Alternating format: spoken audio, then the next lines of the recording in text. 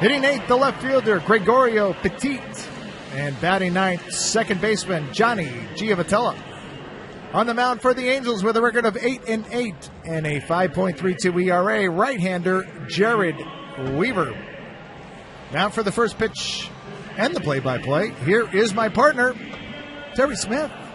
Why, thank you very much, Mark Langston. We are moments away from the start of tonight's ball game. Angels and the Boston Red Sox getting ready to get the homestand underway. These two teams will certainly get very familiar with each other over the next 4 days. They faced each other a little bit earlier this month, and that was at Fenway Park, where the Angels had that one huge scoring ball game. In fact, the biggest one of the season for the Angels, and that was the only game that the Angels won in that 3-game set at Fenway Park, as they came away with the win against the Red Sox 21-2. That was on July 2nd, and the Angels certainly flexing their muscles in that ball game. Scored a total of 28 runs in those 3 games, but won only one of the 3, as it turned out. So averaged a little over 9 runs a game in that series, but had only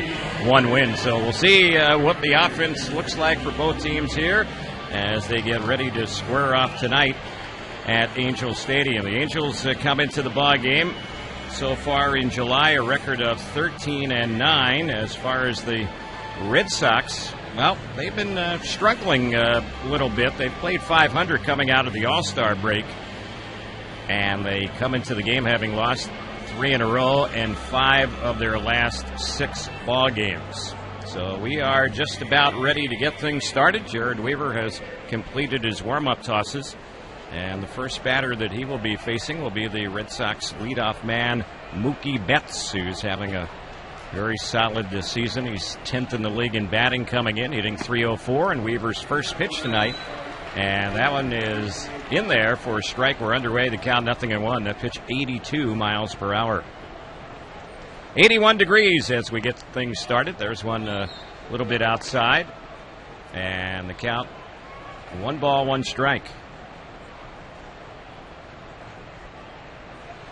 Jered looking for his 9th win of the year. He's already won more games this year than all of last year. He was 7-12 a year ago, 8-8 coming into tonight. There's a fastball he misses with, and the count 2 balls and 1 strike. Yeah, you talked about Mookie Betts, their leadoff hitter. Boy, how about these numbers for a leadoff hitter? 20 home runs, 65 RBIs, 80 runs scored.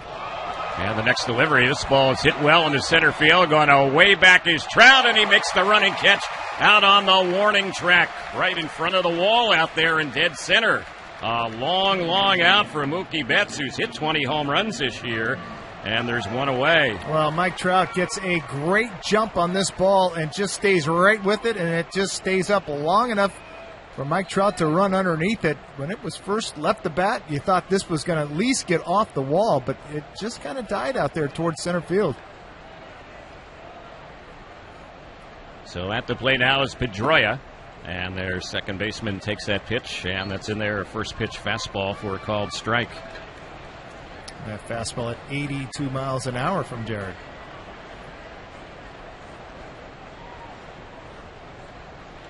There's the next delivery, and that one a little bit inside, a fastball. That one at 86.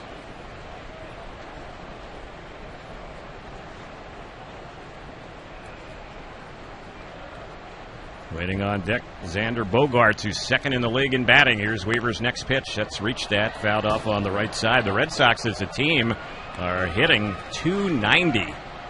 And that is number 1 right now as far as highest batting average in all of Major League Baseball. Yeah, you look up and down this lineup, and boy, there's some impressive numbers. There's the next pitch, and that 1-2 delivery missed for ball 2. That was another fastball.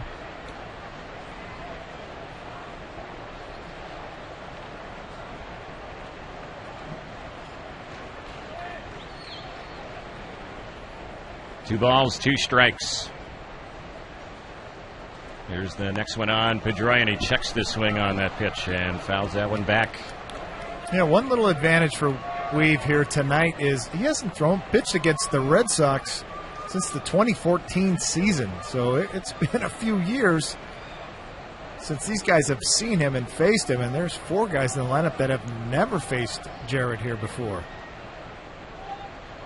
Here's his next delivery, and it's popped up foul behind the plate. Bandy's going to come back, but he's going to run out of room. It's backing out of play.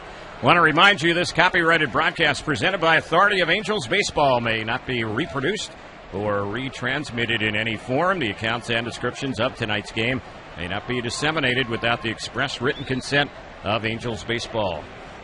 Just underway. Top of the first inning, 1 out, no one on, no score.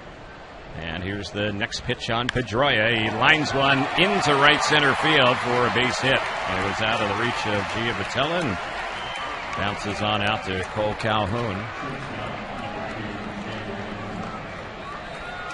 You know, one thing with that at bat right there by Pedroia, Angels shading him just a tad up the middle. Jered playing him up the middle. Not quite up all the way up the middle, but definitely shading towards that direction. Pedroia is such a good hitter that he likes to find the holes, and if you're going to create a big one for him, he's going to try to attack that. So their number 3 batter is Bogaerts, and he's having a very good season. Comes in with a 9-game hitting streak. Weaver's first pitch, and that's a little bit outside. 1 ball, no strikes. Bogaerts, .331 average, second best in the league. He's number 2 in the American League as far as the most hits. Only Altuve has more hits than Bogaerts. Weaver said next delivery, that's low. It rolled behind Bandy, but he quickly retrieves that one, and no advancement by the base runner, Dustin Pedroia. This lineup for the Angels identical to the one the Angels used last night in Kansas City, right across the board, position-wise and batting order-wise. So Marte plays first, Jered at second, Escobar at third with Simmons at short. Gregorio Petit, Greg Petit out there in left field. Mike Trout in center, Cole Calhoun in right. Catching is Bandy, Pujols DHing, and Weaver pitching. And Jered will toss over to first base, and back to the bag goes Pedroia.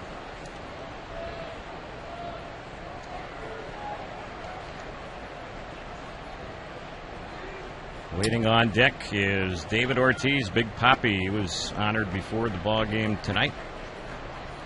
10 stolen bases allowed by Jered. Pedroia has 5 this year. There's one a little bit inside. That fastball missed. Well, we saw early in Jered's last start against the Astros where that command right out of the gate was not good. Jered Weaver, 3 walks in that game and a hit batter. His next delivery, and that's in there, a fastball called strike. So it's 3-1. And it's definitely one of those things where Mike Scioscia and Charlie Nagy, they've seen enough of Jered's starts this year to where they should be able to identify the games there where Jered is locked in and he is able to really do what he's capable of, and the days that, boy, when it is off in a big way. Another toss over to first base. Pedroia gets back.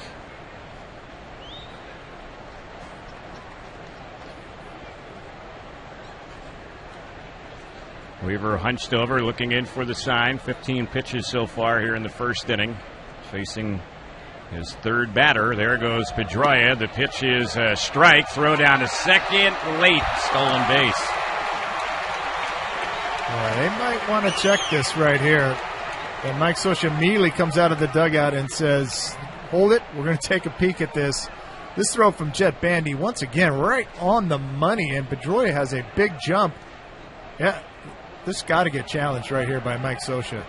This tag is on his shin before that foot hits the bag. And sure enough, Mike Scioscia said, Angels will challenge it. Yep.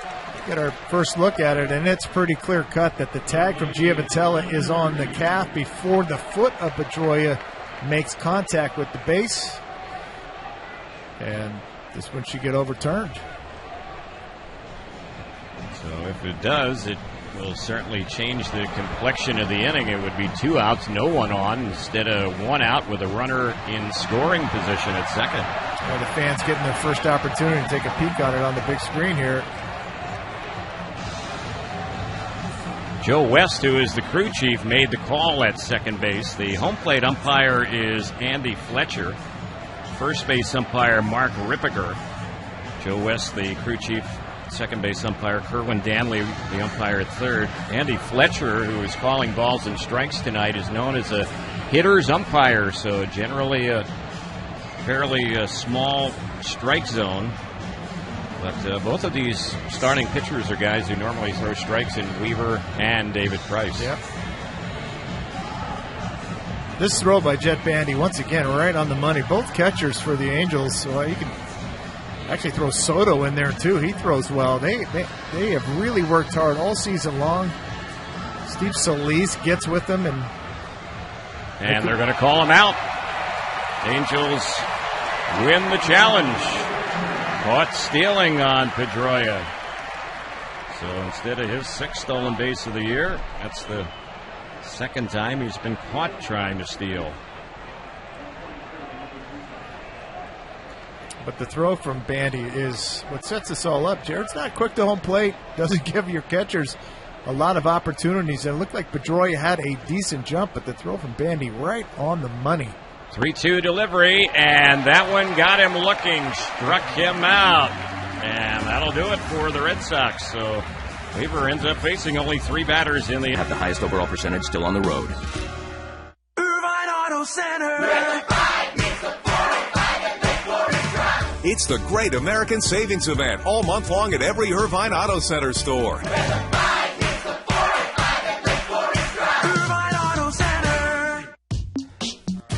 This is Jered Weaver, and I'm ready for baseball right here on AM 830 KLAA.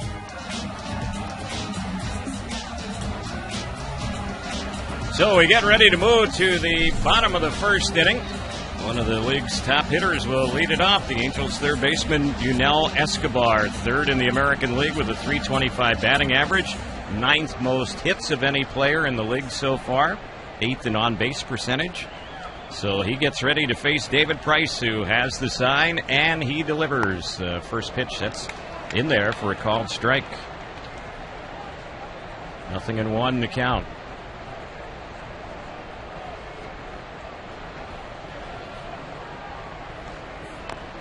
There's a little check swing by Escobar.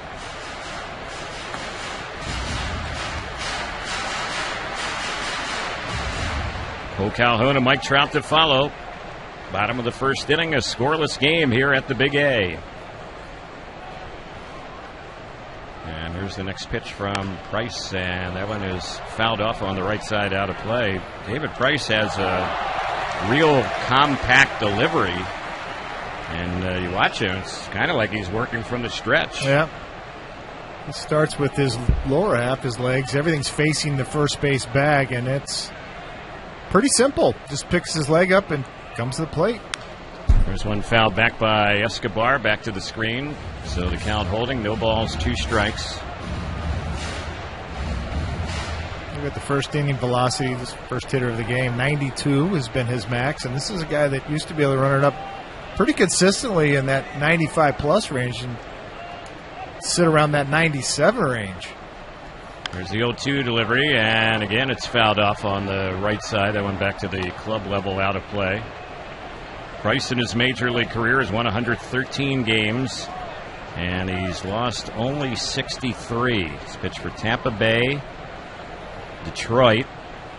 And he was with Detroit and Toronto last year, and now with the Red Sox after signing the big 7-year deal. Here's the pitch. This is chopped foul over on the left side. David Price, a first-round pick of the Rays, and that was back in 2007, first overall selection in that draft. And he's lived up to the hype. He's been one of the game's best pitchers. Yep, definitely. Former Cy Young Award winner. Here's the 0-2, and that one is a fastball that missed high. 1 ball, 2 strikes. Price is a big guy, goes 6'5", 215-pounder, 30 years old. Here's the next pitch on Escobar, and he bounces that one foul just past Ron Renicky, the Angels' third base coach. So a pretty good battle going on here. The Angels' leadoff man, 8-pitch at bat, as Escobar will see at least one more. David Price, fastball, changeup, little cutter and curveball. And this cutter it's got a little slider action to it. There's another ball popped foul. This one appears to be playable and not far from the Red Sox dugout, right around the on-deck circle. The catcher, Sandy Leon, puts it away. So after all that, a 9-pitch at bat, Escobar turns out to be an easy out, and the batter will be Cole Calhoun. And the difference between a cutter and a slider is the amount of movement that you get. You'll get a little more movement with a slider than you will a cutter. Cutter should be a real short, compact, as you talked about his mechanics being compact, but just very little movement, but just enough to where guys identify it in one spot. By the time they go after it, it is in another spot by about 3 inches. Just enough movement to where they don't get it on the barrel. And here's the pitch on Cole Calhoun. That fastball in there for strike 1.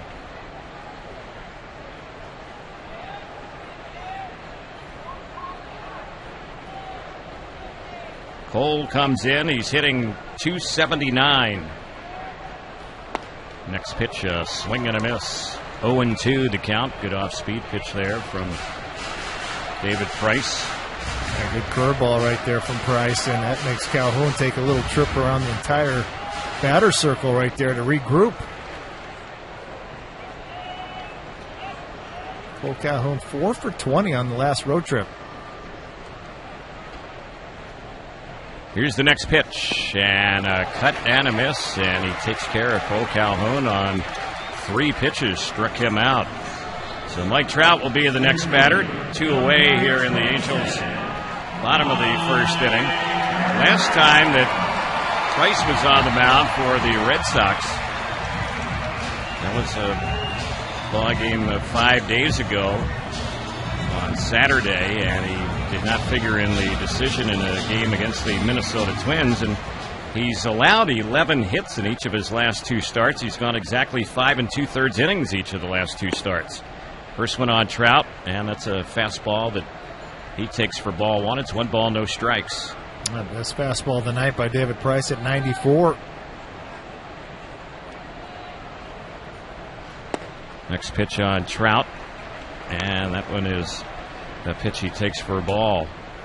Real good success against Mike Trout in his career. Mike Trout 3 for 16, a 188 average.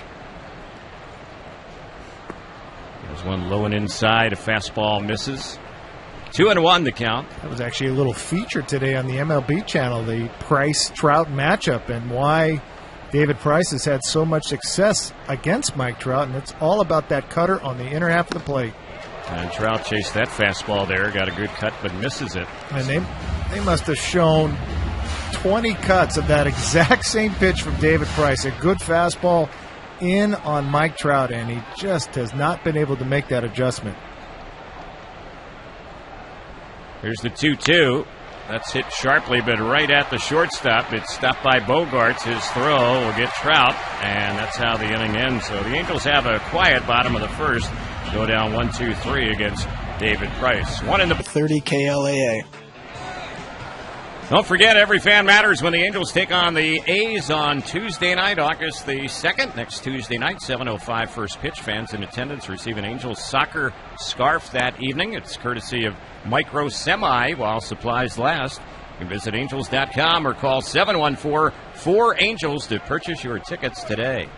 First pitch, the Big Papi missed, and the next one, and that's way inside. 2 balls, no strikes.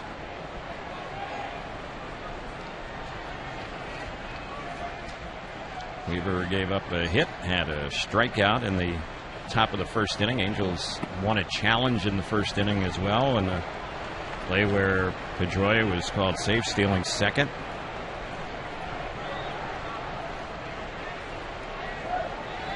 Here's the next pitch, and that one is in there. Angels presented Big Papi a painting of himself before the ball game. Here's the 3-1. Fouled off on the left side, out of play. Ortiz is fourth in the league, hitting .324. Tied for fourth in homers, 25. Second in runs batted in with 84. Leads the league in slugging, extra base hits. Third in on-base percentage. And he's 40 years old, and he rips that one foul down the right side. So the count 3-2 on David Ortiz. Yeah, if you'd not looked at the age, boy, you'd say this is one of the best players, and it's certainly one of the best offensive productions this season. As you mentioned, he has announced that he is done at the end of the year, and there's everybody's going, wait a minute, you can't retire. Your numbers are, you're borderline a triple crown winner. Well, we've heard how early he's having to come to the ballpark each day just to get ready. Has bad ankles and undergoes a lot of treatment hours before each ball game, and it's not like he's on his feet that much to begin with. He's strictly been a DH for many years, but again, father time kind of taking its toll on his body a little bit. Here's the pitch, and this one is hit well down the left field side, tight down that left field line. Fair or foul? It is a foul ball up the bat of Hanley Ramirez. It had home run distance for sure, but a foul ball. Yeah, not by much, just a little out in front of this fastball at 83 from Jered, and that ball is up in that zone. And certainly Jered Weaver, he's one of the best at reading the information given by Hanley Ramirez, who was all out in front of that fastball. There's the next pitch, and that one missed inside. Kind of odd in a way. This is the first time that Weaver's ever faced Hanley Ramirez. You would have thought that in the past the two would have hooked up against each other. Yeah, no doubt. So 1 ball, 1 strike. 13 homers, 60 driven in for Ramirez. He's missed some time this season as he fouls that one back behind the plate. Yeah, you get back to David Ortiz. Talking with Chili Davis when we were in Boston last time, and he definitely was telling me about what he goes through to get prepped to play the game of baseball. Ton of time in that training room, really trying to get his body ready to roll. But you look at the numbers, whatever they're doing, it's working well. Yeah, they're getting them ready to play, that's for darn sure. Give the trainers a raise. Yep. Which was fouled off by Hanley Ramirez. Hanley Ramirez has kind of the Manny Ramirez look, doesn't he? Definitely does. Got the dreads working. Two-tone color.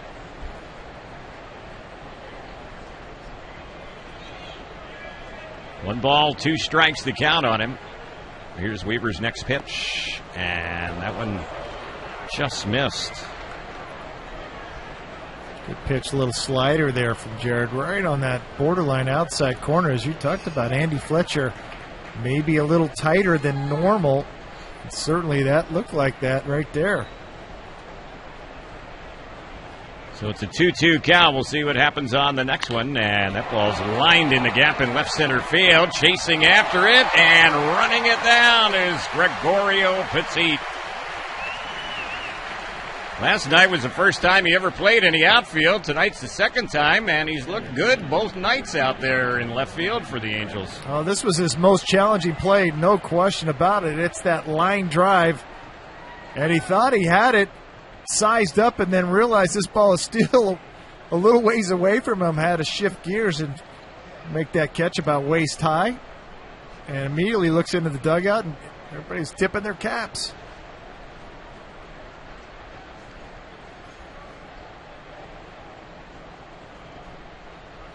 So here is Jackie Bradley Jr. Left-handed batter cuts and misses the first pitch right there. Good curveball from Jered Weaver.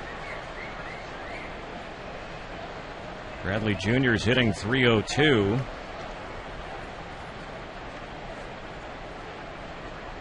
They have 6 hitters in their lineup hitting over .300. And there's a cut and a miss. The first 4, Betts, Pedroia, Bogarts, and Big Papi.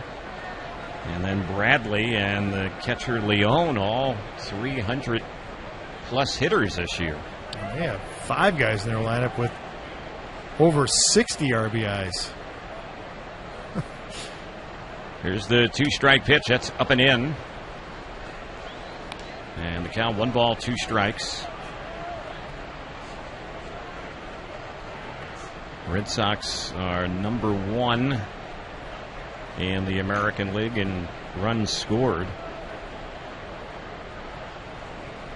They came into this game having scored 560 runs. There's a pitch that's up and in for a ball. Kansas City, who we just saw, they've scored 395 runs.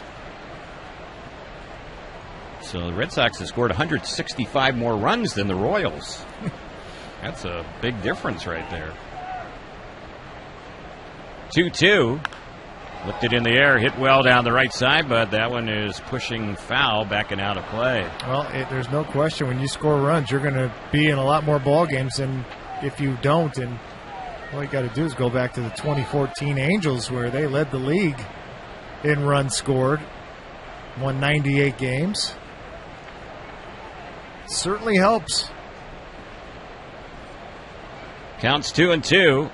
1 away. The pitch bounced foul over on the right side. Fans, don't forget, follow Angels Baseball live with MLB.com @bat app. Game day live. Game video highlights, StatCast news, and more. Download MLB.com @bat, the #1 app for live baseball on your phone or tablet. So it's 2-2 on Bradley Jr. Weaver's delivery, and that is a foul tip. It's held by Bandy. He struck him out.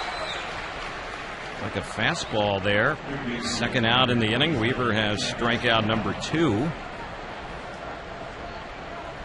Good sequence right there from Jered Weaver. 2 pitches before were a curveball and a changeup. And this last one is a fastball at 82, but located very well on the inside part of the plate. And Bradley unable to catch up.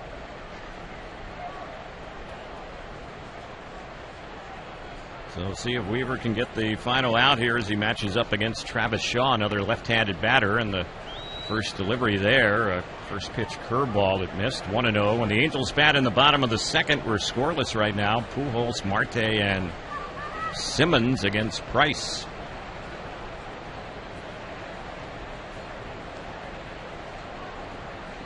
.1-0 pitch. Lifted in the air, hit pretty well into left field, but Petit had him played perfectly. He'll make the grab, and that's how the inning ends. A couple of putouts to the Angels left fielder. Had the leadoff walk and never got Big Papi. So the Angels are ready to bat as we hit to the bottom of the second inning. Albert Pujols will lead it off against the left-hander David Price. Red Sox will go with the left side infield shift on. First one on Albert. He takes that first pitch fastball and it misses high for ball 1. It's 1 ball, no strikes. Pujols hitting .253, 19 homers, club high 78 driven innings, 3rd in the league in RBIs. And the next pitch, that's low and away. 2-0 the count.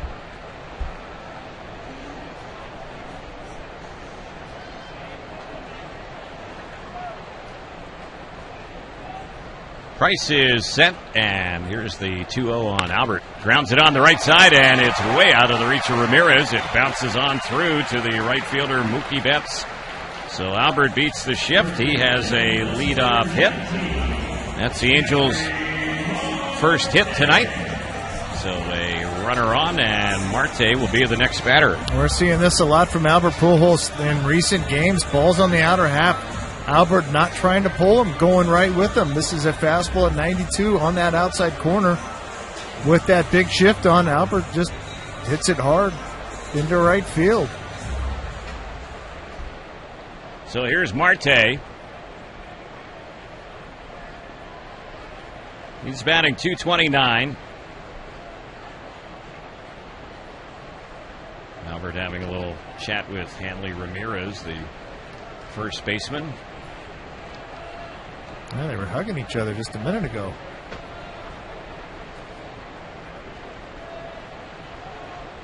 Here's the pitch. Marte takes, and that one missed for a ball to count. 1 ball, no strikes. First Angels hit of the game brought to you by 714 Tickets. If you want to make a hit on sports, concert, or theater tickets, log on to 714tickets.com. 714 Tickets. Call today, go tonight.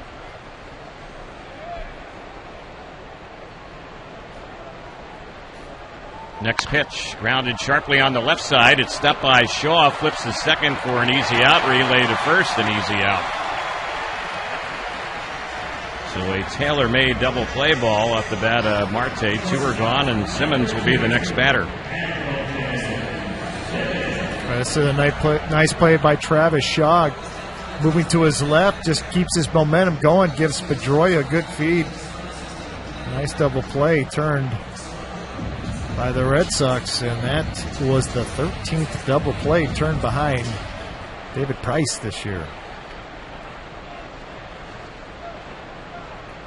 So here's Simmons. Angels shortstop awaits the first delivery, and that one off speed. He missed. 0-1. Simmons has hit safely in 6 of his last 7 games. He's gotten his batting average up to .285. Next delivery, this is chopped right to his counterpart at short, Bogarts. His throw is just going to nip him, and the inning is over. Angels had the leadoff hit, but that's it. We've completed 2. The third is next. No score at the Big A on the Angels Baseball Radio Network, driven by at Angel Stadium. For all the action here in the top of the third, here's Terry. All right, thank you very much, Mark Langston. And we get the third inning underway. And Sandy Leon, the catcher for the Red Sox, who's been a very pleasant surprise for them this season, will lead it off. Here's the next pitch from Jered Weaver, and that one is in there, and he's jumped in front on Leon. 0-2. Leon is hitting .388. 3 home runs. He's driven in 16, and he pops this one foul, not too far away from our booth, backing out of play. Leon kind of always had the reputation of being a better defensive catcher and not a guy with much offense. In fact, a career 187 hitter in the big leagues coming into this season, and here he is batting some 200 points higher than that. Got off to a terrific start this year with the Red Sox. Was hitting .458 after his first 20 games. And he lines this one into right field, and there you go. It's another hit for him. So he is on to start the inning off, and Brock Holt, another left-handed batter, will be stepping up. Change up out in front just a tad, but still able to keep enough of the important pieces back, and just flips it over the head of Giavotella. You could see Jered Weaver, as soon as that happened, he went, oh, no, because he felt like he had him set up perfectly, and that changeup was just elevated enough for Leon to put it in play. Batter now is Holt, and the first pitch, that one is taken inside. Well, one of the reasons you can really point to the Red Sox offense, Chili Davis, hitting coach, former Angel. He is truly one of the best in baseball. Did a marvelous job with the A's when he was with the A's, and has done a great job with the Red Sox. Here's the pitch, and that's right in there for a called strike. And Chili will talk hitting all day long if you want. Yeah, I've always enjoyed your visits with Chili. I do. I love it. One of my favorite teammates. 1-1 pitch, and that one missed ball 2. It's 2-1. We're in the top of the third, no score. The top of the third inning. It's being presented by Ballast Point Brewing and Spirits.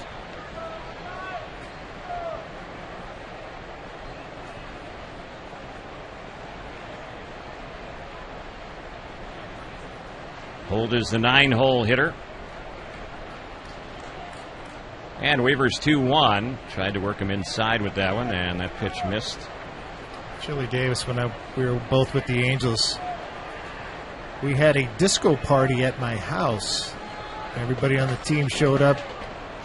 Chili had a massive afro that he went and bought, and it was so big that he missed the turn to my house because he couldn't see anything.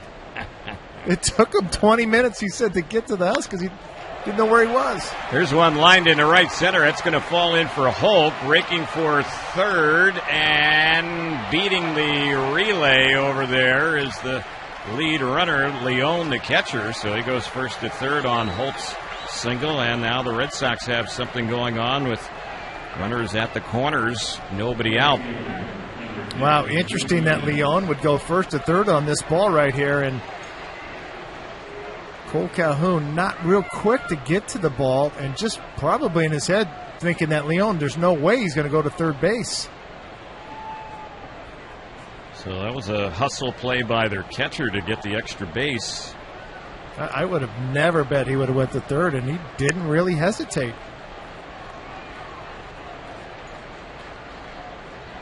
Mookie Betts, the batter, flied out to Trout his first time up, and it was a ball that he sent Trout to the wall in center field.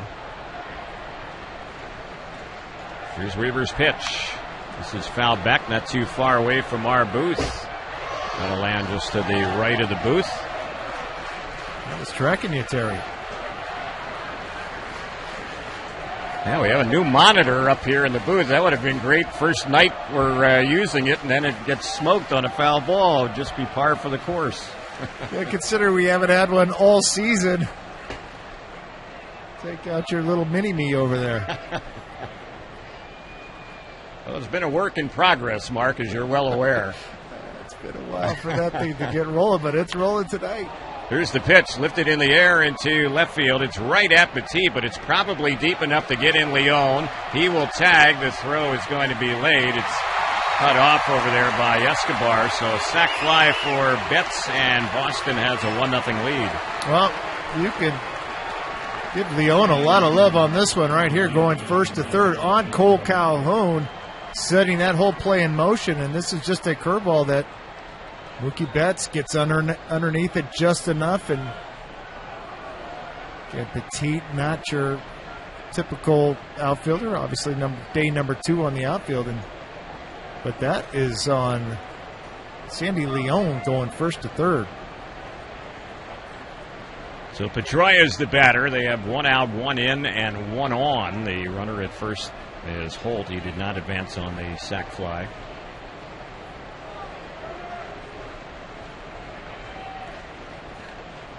Jered Weaver is ready. And a pickoff toss over to first base, and Holt dives back. Pedroia in his career against Weaver, including the hit tonight, 9 for 35.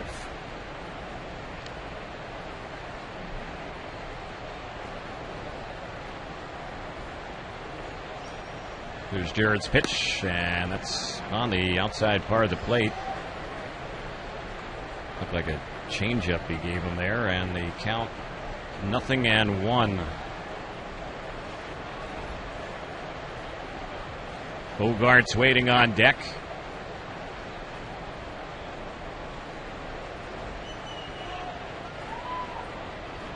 Here's the pitch, and that one is a little bit high and inside. Well, the Angels arrived in town in the wee hours of the morning, got back to Southern California around 3 a.m.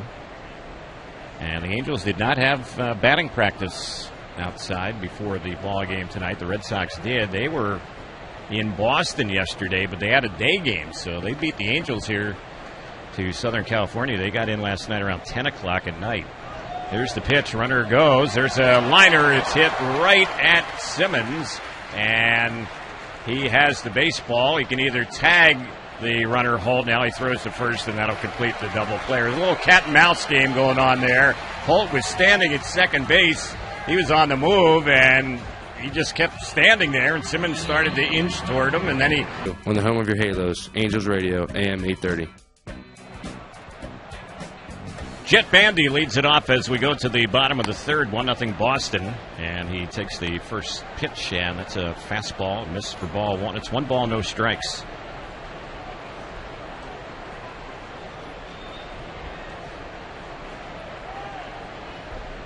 Price ready, and the next one. That ball's lined into left field. That's going to fall in for a base hit. Lead-off single to start off the Angels' third. Gregorio Petit will be the next batter. Well, you always look at when you do scouting reports, the opposing pitcher, do they have innings that they struggle with? And there's always little things to look for to see if anything jumps off the page. And certainly for David Price, first inning's been a tough inning for him. Third inning, a really tough inning for him. Here we are in the third, a 7.08 ERA. He's allowed 16 runs in the third inning and 4 home runs. Petit has upped his average to 287. First pitch, and that's right in there for a called strike off speed delivery. Petit in his career against David Price, 1 for 1.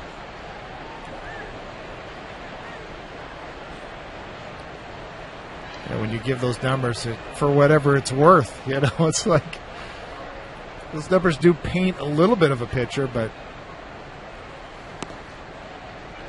there's one that he is taking, and that one missed. 1 ball, 1 strike. And that ball did not look like it missed that outside corner, and we talked about Andy Fletcher, and that one definitely looked like it was all over that outside corner. Price has been one of the better controlled pitchers in the AL this year, and his next delivery, this is grounded to second, might be 2, flip to second 1, relay to first, a little bit low, but handled by Hanley Ramirez. Second straight inning now, the Angels have hit into a double play, so just like that, 2 are gone. Giavatello will be the next batter before he digs in. Let's pause for stations to identify themselves right here on the Angels Baseball Radio Network. This is 2016 Angels Baseball on Angels Radio AM 830 KLAA. Orange County, Los Angeles, and Inland Empire. So Giavatello's coming up a very good series in Kansas City. He had 8 hits his last 11 times up in that series. He will be the batter. He's hitting .274. And the first one he takes, that's in there for strike 1.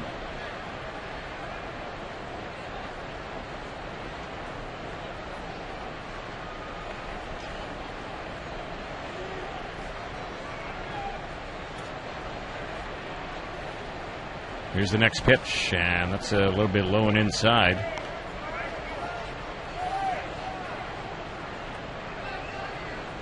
Well, the fastball for tonight for David Price has topped out at 94, and that was in the at-bat to Mike Trout. He's been 91, 92. Here's the next delivery, and that's on the outside corner. Understand the Giants made a deal tonight. They've been rumored to be looking for some infield help, and they acquired Twins infielder Eduardo Nunez. He was an all-star this year. He was playing shortstop for them. And they gave up a left-handed pitcher in exchange. So here we are on Thursday. That trading deadline is Monday, so the clock continues to tick. And it will really, you feel like teams are, everything is posturing right at the moment, trying to figure out what are your players worth. You're getting calls from different teams and presented some information, so you start to find that out. And as you get closer towards that date, you start going, okay, if the teams double back and are really interested, they might sweeten the pot just a little bit. And then it's your job as a GM to call the other teams that were interested. Hey, we're about to pull the trigger here. Are you in or are you out? You start playing the game back and forth.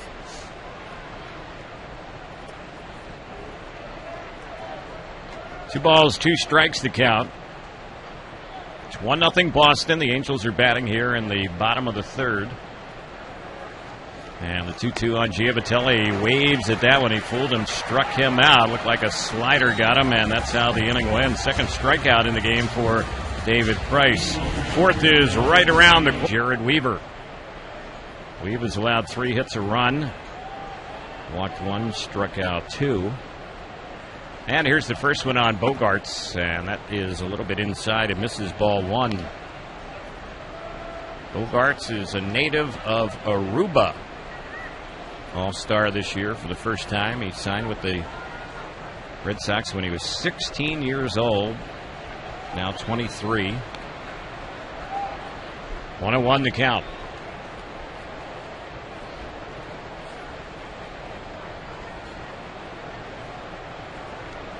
And the next pitch, that one is fouled back. Just trying to think, wasn't Sidney Ponson from Aruba? Is that where he was from? DC will be the fact checker on that. But there haven't been too many major league players from that island country.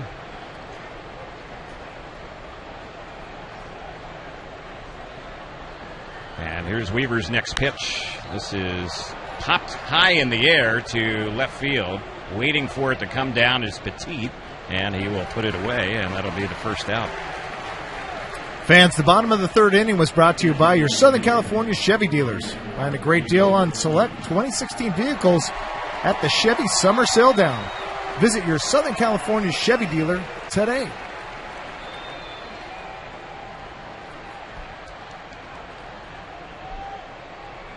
So here's Big Poppy getting ready to bat. He walked his first time up.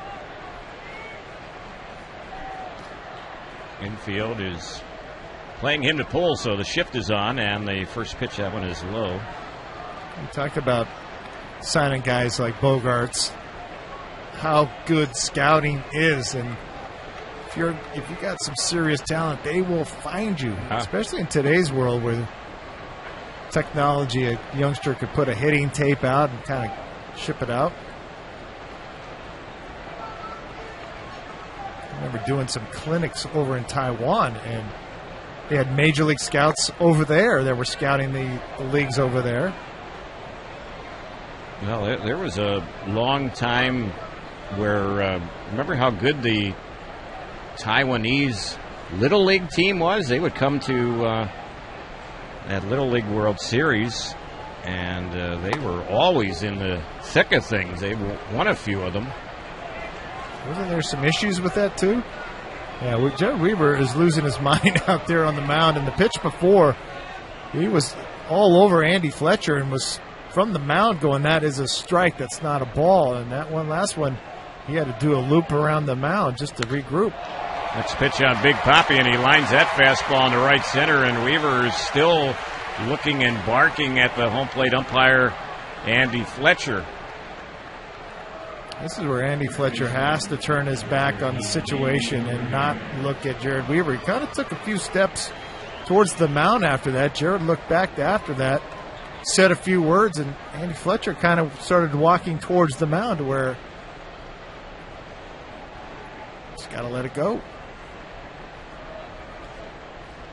So they have a one-out base runner in Big Poppy. He's been on base twice tonight, walking now a single.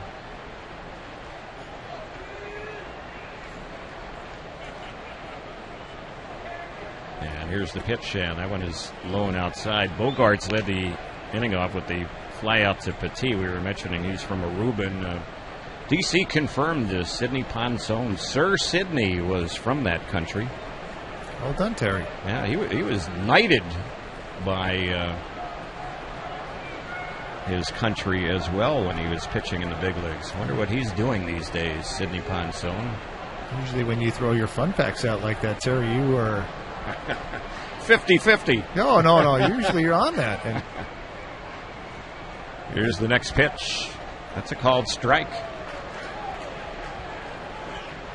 When I miss on one of those, DC is always there to remind me, though. I can tell you that. That's been going on for a long time, Mark.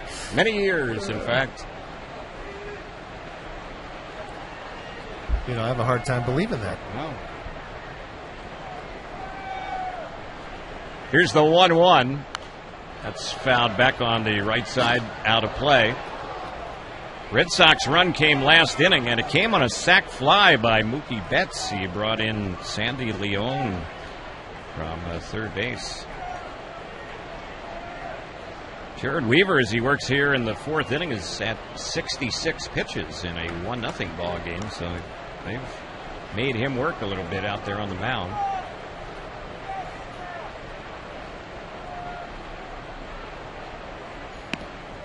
And the next pitch, that one is low and away. 2-2 the count.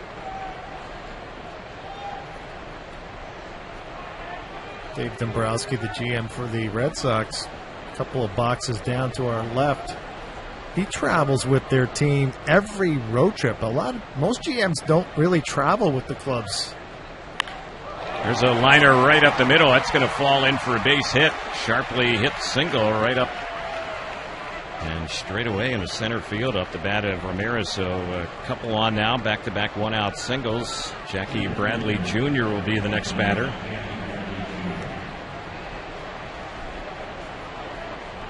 But Dave Dombrowski with the Red Sox, he is on every road trip. He was on every road trip when he was with the Tigers. And he said many times when people have asked him, why do you do that? And he said, well, I could send someone from our department and then they could get back and give me, the information that I'm looking to find out. He said, but I just would rather see it for myself. Yeah, makes all the sense in the world.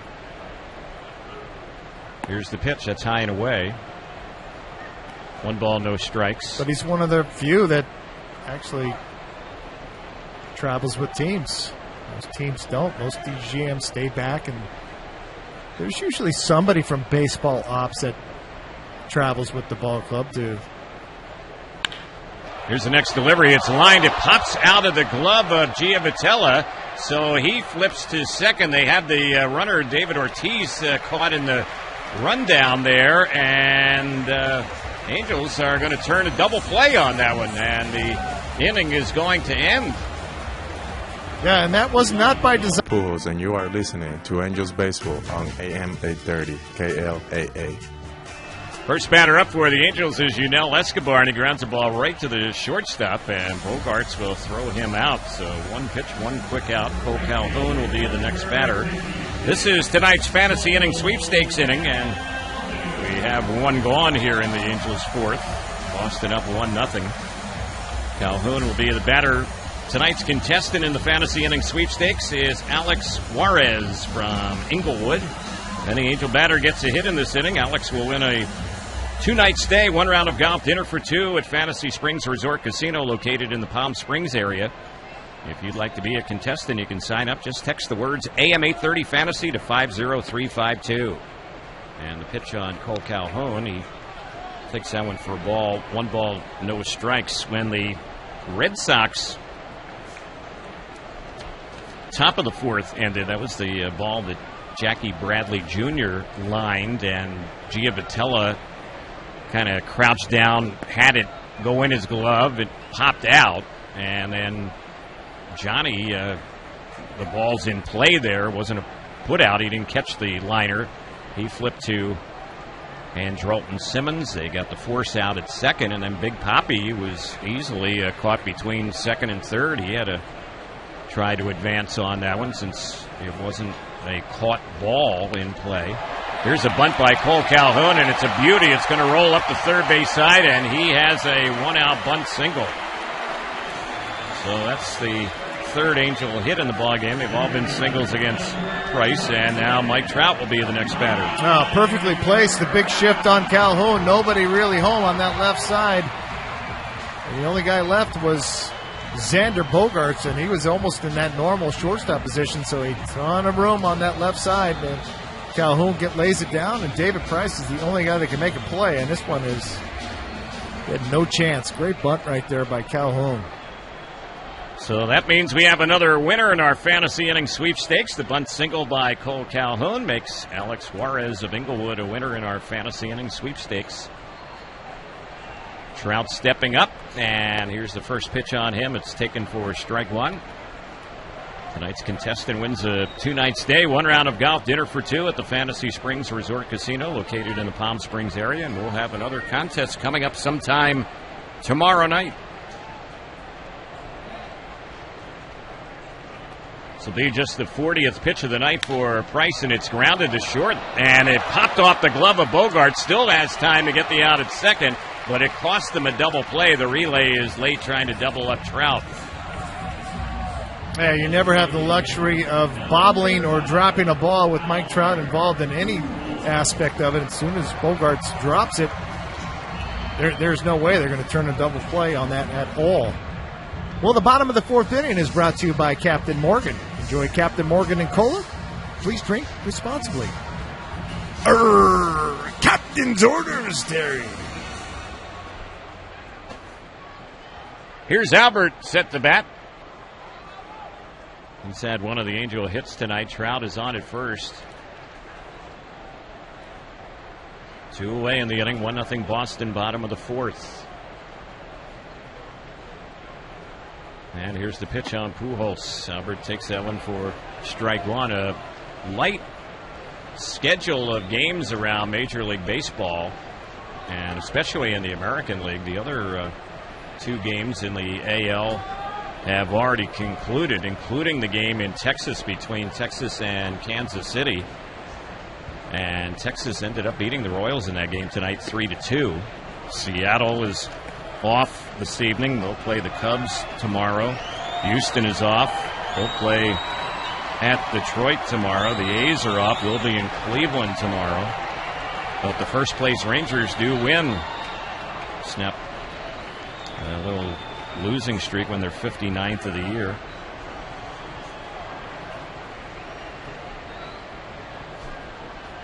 Here's the next delivery. Albert taking, and that one is right in there. Fastball called strike.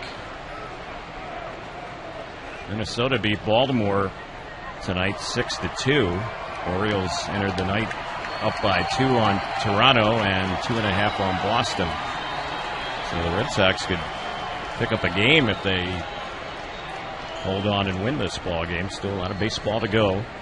1-0 Boston, bottom of the fourth. There's the next one on Pujols, and that is a called third strike, and Albert doesn't like the call, and he is out looking, and the inning is over. Albert Pujols having words with Andy Fletcher, and Albert not a happy camper as he heads back to the Angels dugout. So that's it. Game matters. Angels Radio, AM 830 KLAA.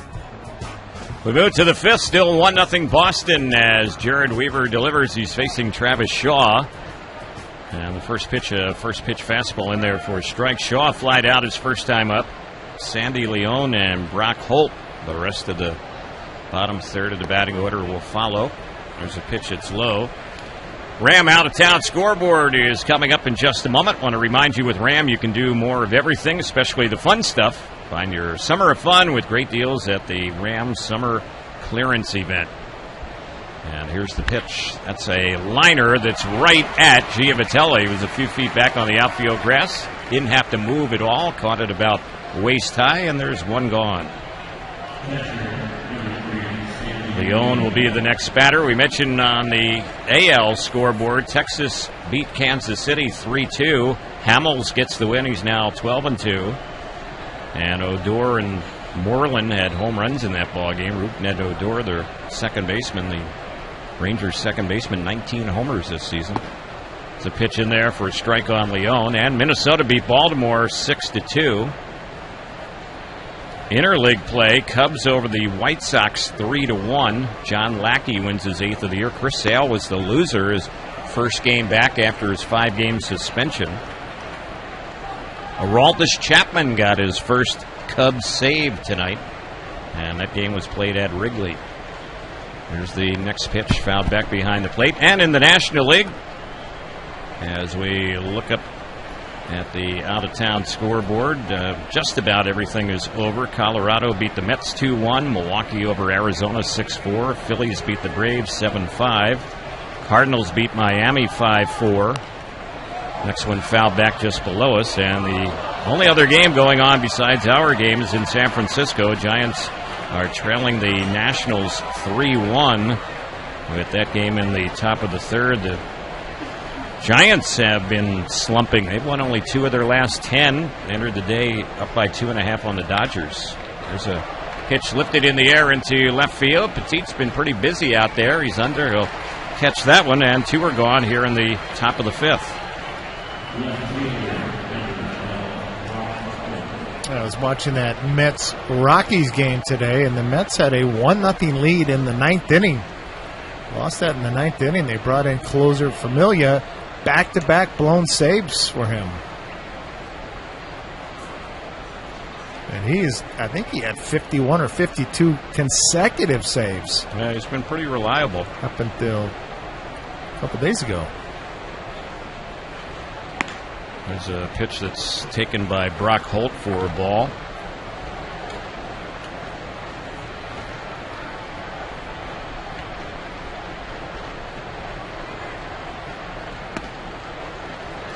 Mention Familia. He was an all-star this year for the Mets. Yeah. 1 ball, 1 strike to count. And the next delivery, that one is taken ball 2, 2-1.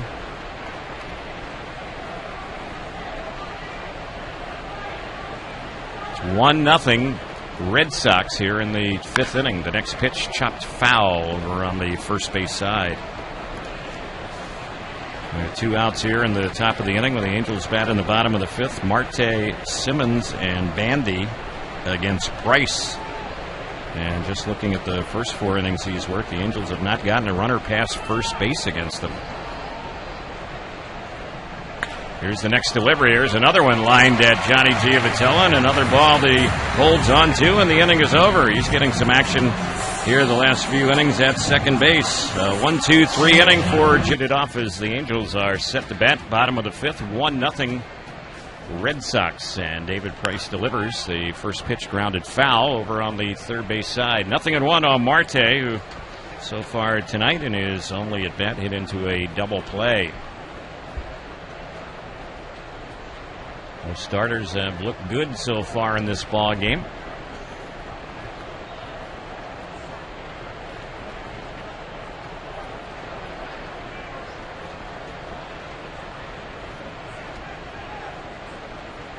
David Price on the hill. Signed the largest contract ever for a major league pitcher. His deal with Boston, 7 years, $217 million. And there's a ground ball bounced by the mound and through into left center field. It's a leadoff hit for Marte. So he's aboard. Angels' 4th hit. All have been singles, and now Simmons will bat. It's a fastball elevator right down the middle of the plate, and Marte hits it hard right back up the middle. If you look at David Price's breakdown of the season, month of April he went 3-0, but had a 5.76 ERA. May he was 4-1 with a 4.62 ERA. June 1-4 with a 4.08 ERA. So it's been a wacky year for David Price. First one on Simmons, a ball. From a number standpoint, and he's benefited. We talked about all the offense that the Red Sox have. He has definitely benefited from that. He's had only 1 win in his last 6 starts. And here's his pitch, and that one is fouled off on the right side. In his first 7 starts as a Boston Red Sox this season, he had a 4-1 record, 2 no decisions, but his ERA after his first 7 starts was 6.75. And he was hearing some boos at Fenway. You're going to hear it. You sign a big contract like that. Again, the expectation level is off the hook. Price is set, and a lob toss over to first base, and Marte is back. And David Price has always been a stand-up guy, and getting off to that rough start with his new club, he was saying, hey, I've been terrible, but I know I can do better than this, and he has pitched better. His 1-loss record is good, 9-7, and the ERA continues to drop. He came in tonight at 4.51. He's lowered it a bit tonight with 4 scoreless innings, and the pitch that's fouled up on the right side, out of play. He's a 5-time All-Star. He's won the Cy Young back in 2012. Finished 2nd in the Cy Young in 2010, and last year finished 2nd in the Cy Young. So it's not like this guy's not a very good pitcher. He's one of the best. He's never been on the disabled list. He's had 200-plus innings 5 of the last 6 years, and he's well on his way to doing it again this year. He's third in the league in innings pitched. He's nearing 140 now this season. And here's his next delivery, and that's a swing and a miss by Simmons, and he is a strikeout victim for out number 1. So Price has picked up 4 strikeouts, and Jet Bandy will be the next batter. When you're David Price and you go for the biggest pot that's out there, and that's what he did. He went out for the biggest contract he could get, and he got it. When you don't do things that you have done in the past, people are going to let you know about it. But as you mentioned, David Price always raises his hand and says, hey, I've got to get better. I got to do better. So here's Bandy, who singled his first time up. 1-0 Boston, bottom of the 5th. Bandy fouls the first pitch back. So I want to run this by you, being a former Major League pitcher. One thing about David Price, and I know it was the case coming into this season, I'm going to assume it's still the case, he has never iced his arm down after a start. And he's been durable. He's never been on the DL. Yeah. I mean, if it works, not much more you can say about it. I mean, there's a pitch a little bit outside. I've iced my arm since Little League. My mom made me ice my arm, and she said, hey, if Sandy Koufax ices his arm, you're going to ice yours. And so back at Little League, I'd throw a Little League game and have to put it in ice bag on it. There you go. Yep. But he's a rarity. Oh, yeah. Oh, no question. Yeah. And, you know, I learned a lot watching Chuck Finley after games. So a lot of times I would go right to the ice bucket right after a game, and Chuck would not. Chuck would go right to the weight room and go through a real light sequence of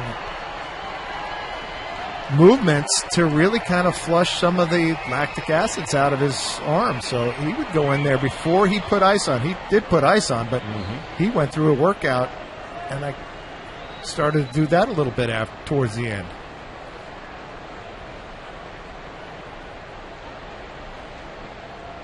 Here's the 2-1 pitch. Taken for a called strike.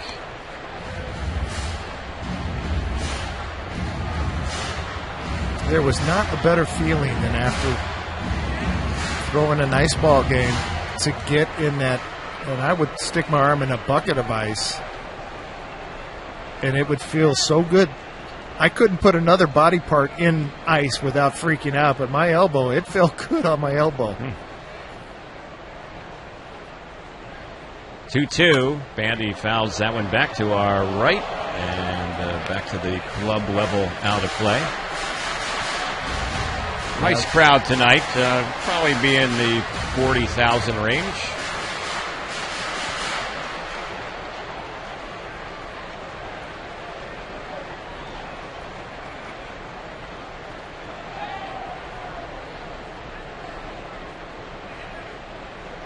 Pretty good battle going on here. Bandy and Price.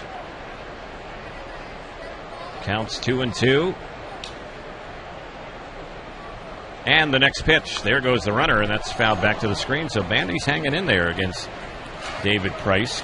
Coming into tonight's ball game, Bandy had never faced him. And that was a real delayed movement right there by Marte at first base.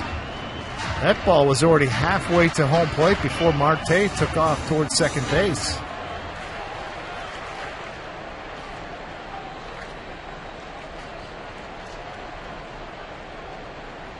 Price right now, 56 pitches as he works with 1 out, 1 on. Bottom of the 5th. And of the 56, 40 of them have been strikes. And Andy Fletcher, who's calling balls and strikes, has not been real charitable with the strike calls tonight. So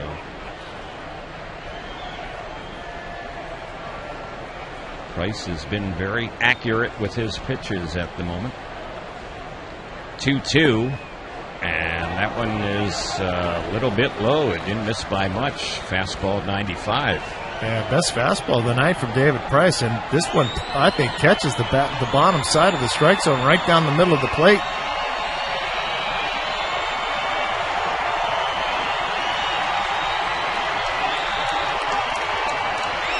So So Bandy has had to work hard to get the count to this point. Full count. See if Marte's on the move. He's going to draw a throw, and he gets back with just a lob throw over to Hanley Ramirez. And that is not a very good move from David Price, but David Price is quick to home plate. He's only allowed one stolen base this year. And in the past, teams would run against him. Yep. He kind of had the reputation of being a guy you can run against. Marte not going. Bandy checks. Did he go around? No. So that'll be the first walk allowed by Price, and the Angels have a pair on with one out for Petit. Real good at bat right there by Jet Bandy. A little 7-pitch at bat. Lays off this good little cutter down. And it was close to hitting that outside part, and he was able to lay off it. Bottom of the fifth inning is being brought to you by Muscle Maker Grill and Fresca's Authentic Mexican Kitchen. Visit their Orange County locations, including their new spot right here at the Big A.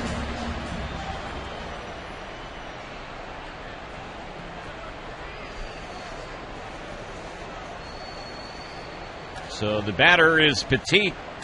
He hit into a double play his first time up. He'll be looking to avoid doing that here with 2 on, 1 out. Price delivers, and he misses high and away with the off-speed pitch.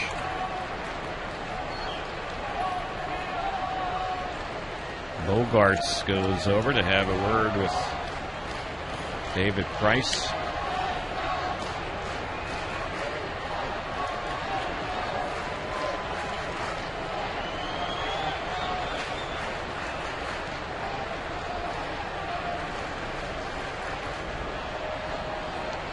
Want to know the count on Gregorio Petit. Next delivery, and he chases out and tips it foul behind home. So count level. It's 1 ball, 1 strike. Good changeup, back-to-back changeups from David Price. Second one, a dandy on that outside corner.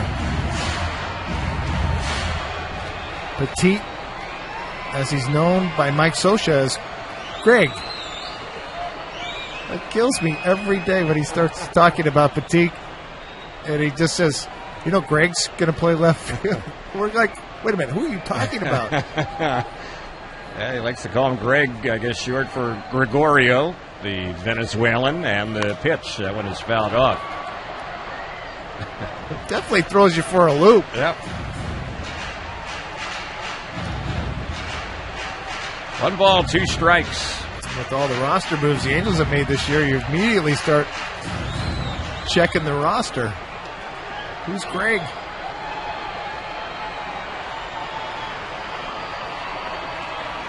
So another pretty good battle going on. Petit's fouled off a few.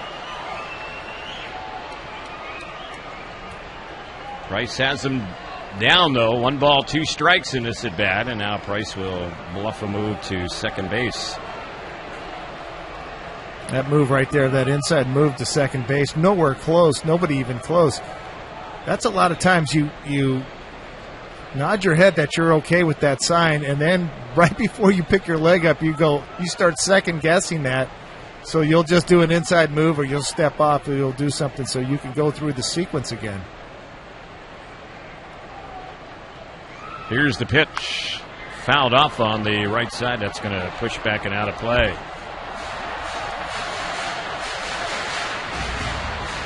And guys at second base used to drive me nuts.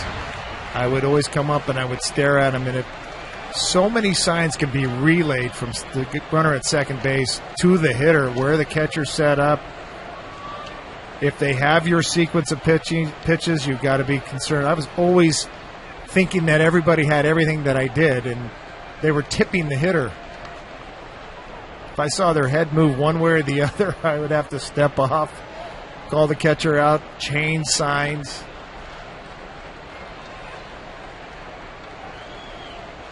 Kind of the game within the game. Oh, no question.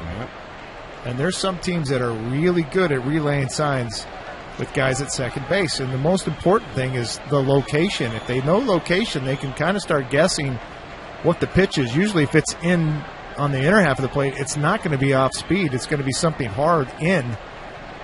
As Leon's going to go out and have a quick talk with David Price. So they will look for the catcher, and if he sets up early, that's when they have the opportunity to relay that information to the hitter.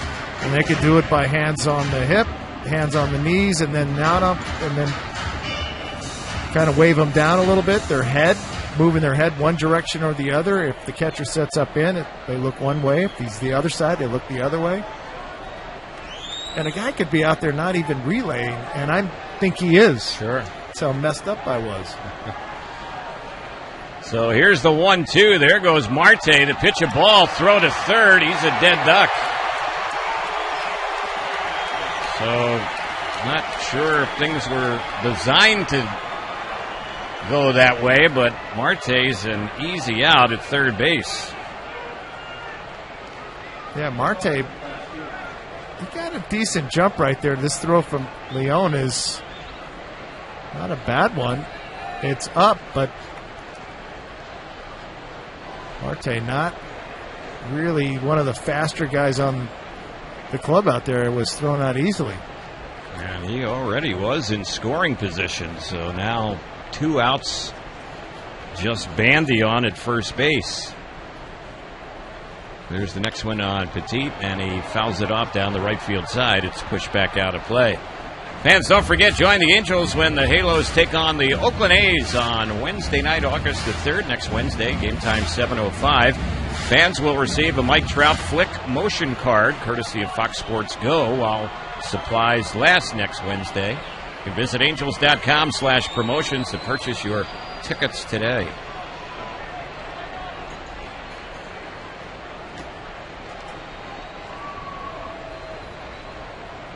So Price has the new baseball. The count's level, and the 2-2 on Petit, lined right up the middle. Boy, that makes that play at third base loom big in the inning. Throwing the ball back to the infield is Bradley Jr. It's a single for Petit, and now the Angels have runners at first and second, but 2 outs in the inning, and Giavotella will bat.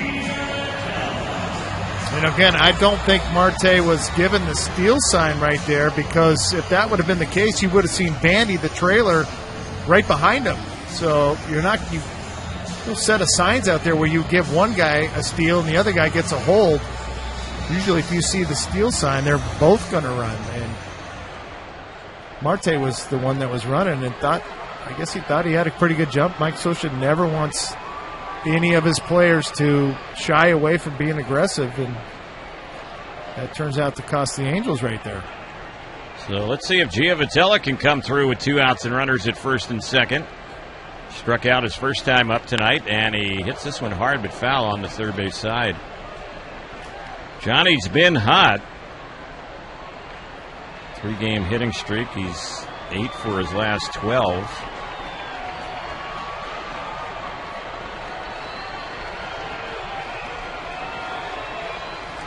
Bandy is not a real fast runner, so there's no guarantee a single brings him in with 2 outs here in this inning. And you look at right fielder Mookie Betts in really shallow. There's the pitch. There's a ground ball base hit. We'll see if the Angels will even try to send him. They won't, as Bandy gets to third and is held up by Ron Renicky. So that answers that question. Boy, you look at this inning, and now the Angels have the bases loaded. But the Angels have had 5 batters bat in the inning, have 3 singles and a walk, but haven't scored. And we were right about that, with Mookie Betts playing very shallow in right field, and Bandy not one of the fastest guys on the team, and that is an easy call for Ron Renicky. So a lot of base runners here in this inning, but the Angels have not been able to get anybody in. Carl Willis, the pitching coach out there, made it going to be broken up by the home plate umpire Andy Fletcher, and Yunel Escobar, who's gone 0 for 2 so far this evening, will be the next batter. Well, Escobar has been one of the best in baseball with runners in scoring position. We'll see what happens here.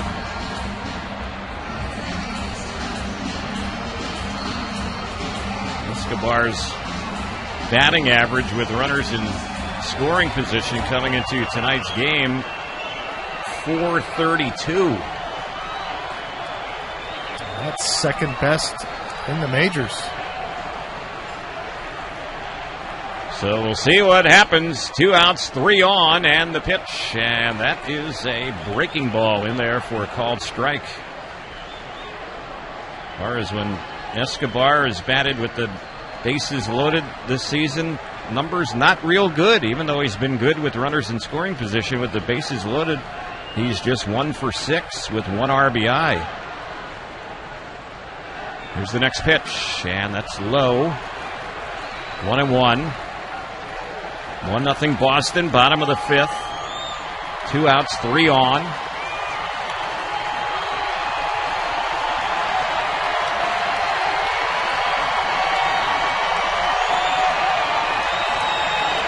Fans coming to life here at the Big A.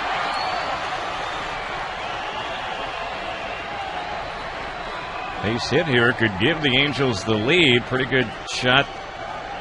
The Petit would score from second as well.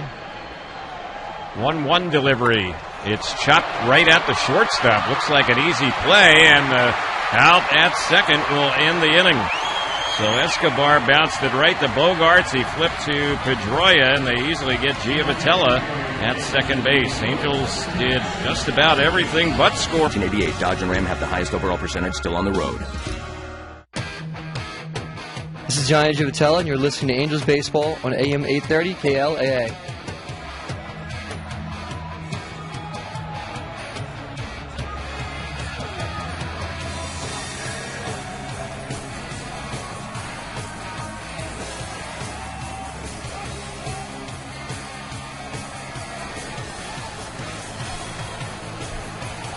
So we get ready to move to the 6th inning. It's still 1-0 Angels. And ready to work is Weaver, and here's the pitch. And that one is in there for a called strike.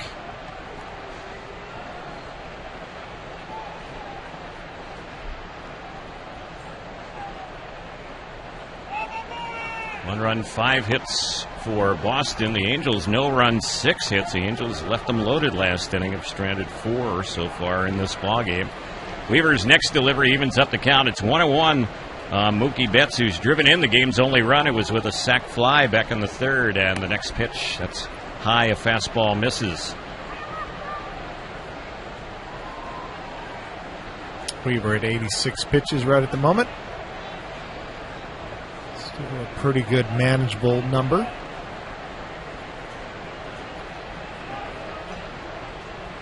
And the next delivery, and that's a good-looking changeup there for strike 2-2.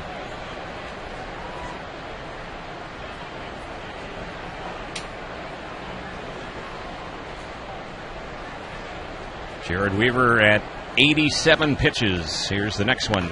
It's popped foul back behind the plate, and that one will get back to the seats out of play.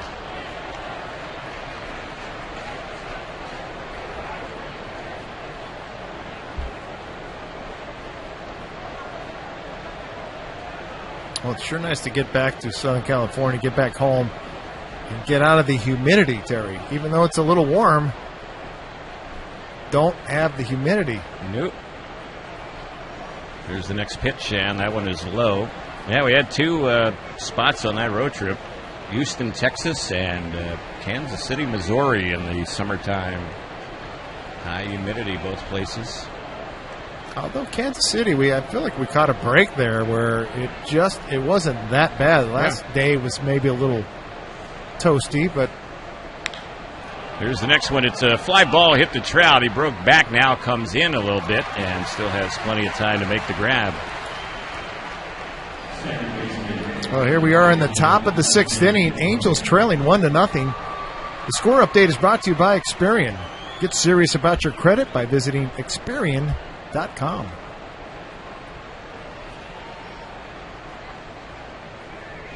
So here's Pedroia. A single, and he's lined into a double play.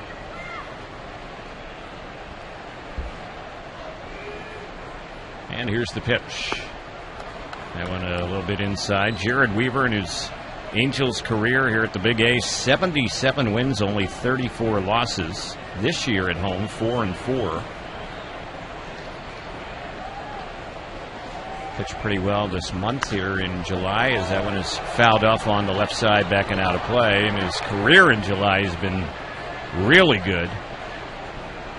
And his lifetime record in July, 30 wins, only 8 losses.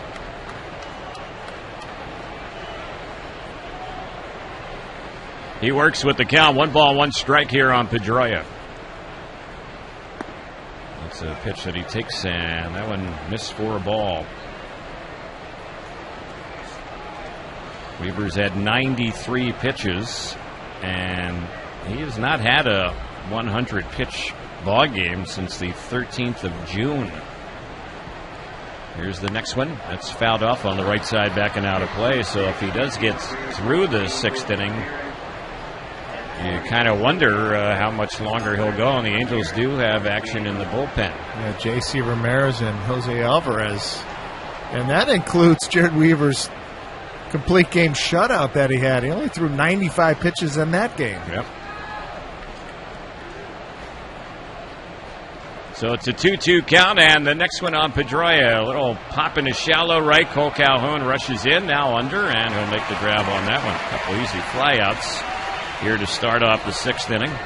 Bogarts will be the next batter, and fans, don't forget, every moment matters. Join the Angels when they take on the Red Sox, and that's coming up this Saturday night, couple nights away. Game time 6:05. Be game 3 of the series, and then after the game, make sure you stay for a post-game movie, Disney's presentation of The Incredibles after the ball game. Visit angels.com/promotions for more information and to purchase your tickets today.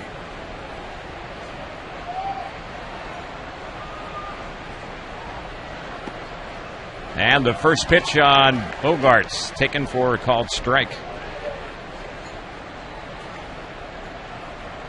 Yeah, with that Angels bullpen up, this is probably it for Jered. Here's the next pitch, and that's high. A fastball missed.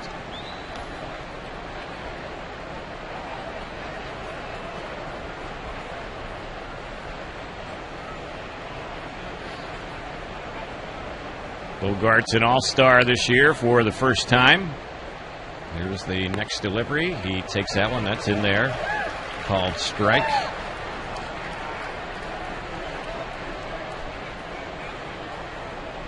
Weaver has had only one walk tonight, but there have been some calls that he has not liked from the home plate umpire, Andy Fletcher. And the next pitch, that's lined into left center. That's going to fall in for a base hit. Bloop single with 2 outs. Bogarts gets his first hit of the night. He's had a 10-game hitting streak now, and Big Papi, who Weaver is yet to retire, will be the next batter.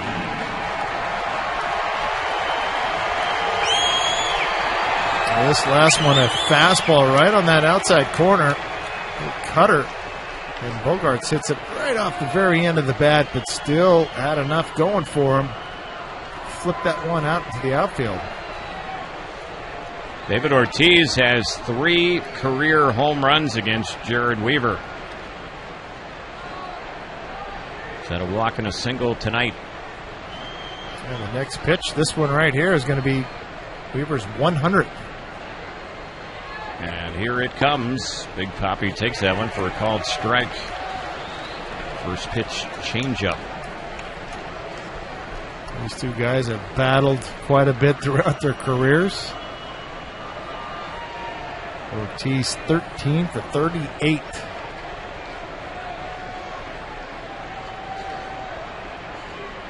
And a toss over to first base. Diving back to the bag goes Bogarts. He's stolen 12 this year.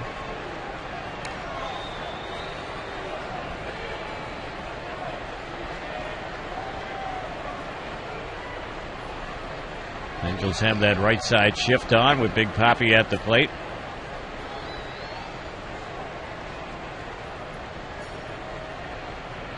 And a toss over to first base, and hustling back to the bag goes Bogarts. When the Angels bat in the bottom of the 6th inning, Calhoun, Trout, and Pujols against Price. And there's a lot of teams when they do that three-man shift with David Ortiz will have the point of it, which Giavatello is the point. I'm talking way back, 25, 30 feet back on that outfield grass. Because they know that gives them a little extra room to play with out there.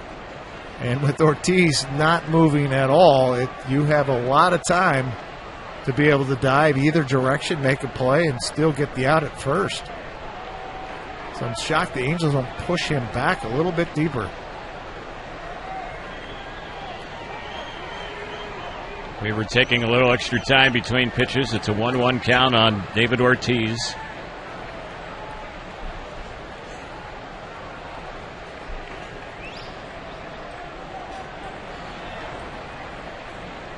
Jered is ready. There goes the runner. The pitch is low and no throw to second base. So that'll be an uncontested stolen base for Bogaerts as he gets his 13th steal of the year.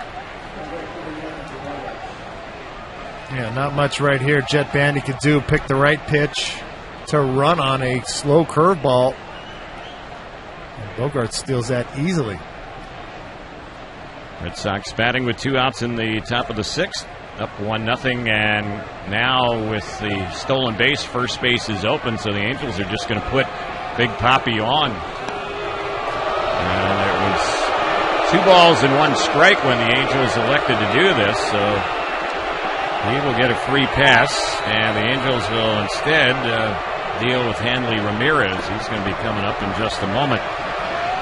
Free pass. Let's see if Mike Scioscia is going to come get Jered Weaver here.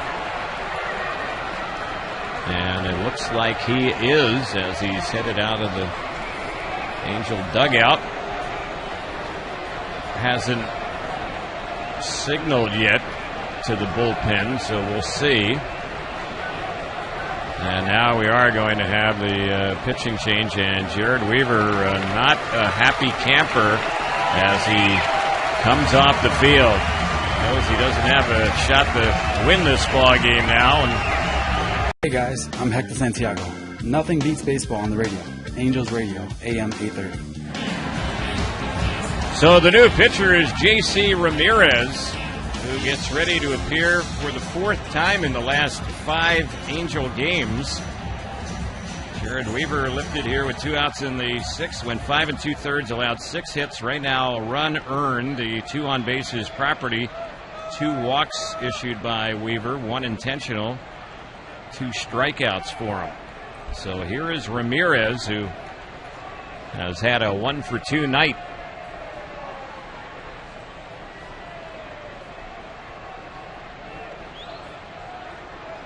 Right-hander against right-hander. Ramirez ready, and the first pitch. This is Ramirez against Ramirez, and it's cut on and missed. 0-1 to count. The Angels call to the bullpen. Brought to you by Farmer John. When the weather heats up, it's time to heat up the grill, so pick up some Farmer John beef franks from your local grocery store. And the top of the 6th being brought to you by Hyundai. Imagine if you had 10 years or 100,000 miles before you were out of a car warranty. That's Hyundai. Visit your local dealer or buy Hyundai.com. There's one that's a fastball low and in, and the count even at 1-1.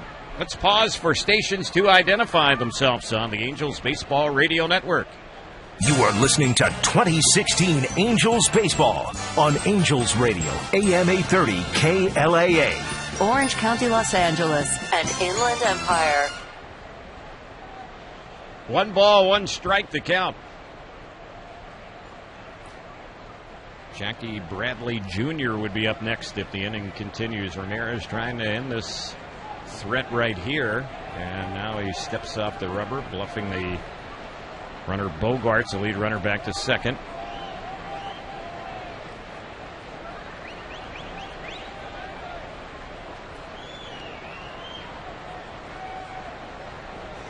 Each team with 6 hits. The Red Sox have the game's only run. Here's the pitch. This is hit high in the air to left field. It's hit pretty deep.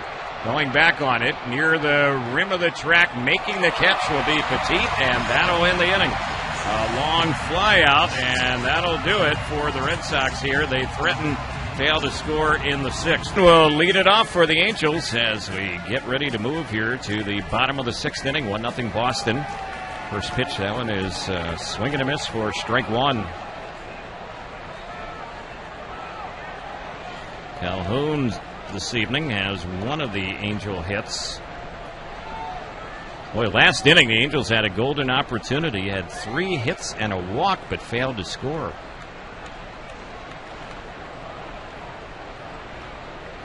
Here's the next pitch, and Calhoun takes that one for ball one. It's 1 ball, 1 strike.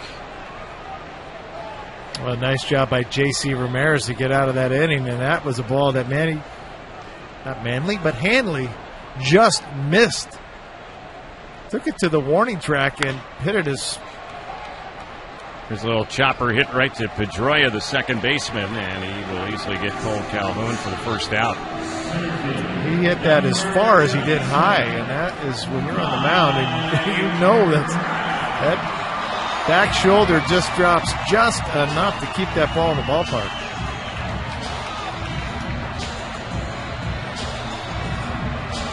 Trout has been quiet so far tonight. He's hit the ball twice to Bogarts.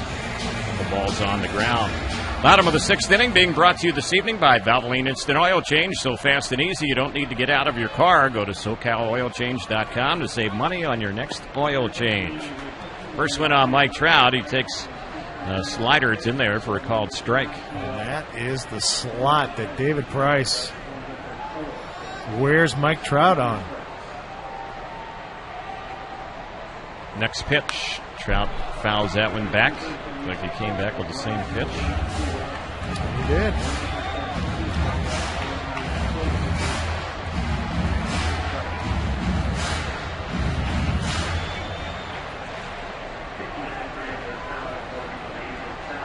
So Trout deep in the hole. It's 0-2.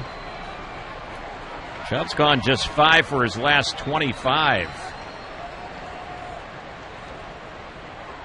And here's the next pitch. And that's high and away. That was a fastball. He lays off.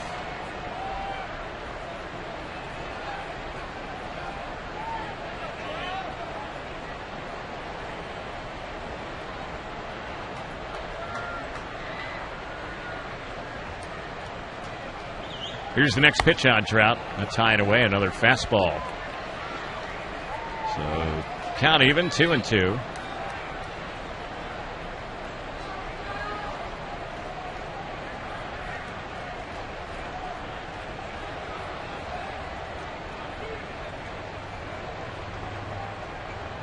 Price is at 77 pitches. Here's the next one on Mike Trout. And again, he comes in with a fastball and misses, so it's a full count. He's trying to elevate that ball on Mike Trout and trying to get it in to that slot and elevate it.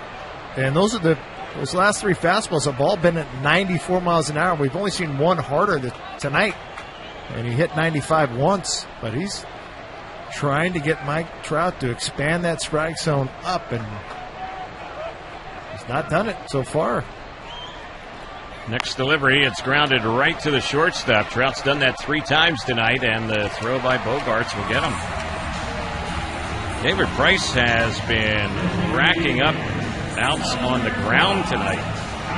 He got the very first batter of the ballgame, Escobar, to pop out to the catcher. And since then, every out has either been on the ground or via the strikeout. And his ground ball rate at 44%. And that last pitch again to Mike Trout is the pitch that he's had trouble with, that little cutter in on his hands. There's Albert at the plate.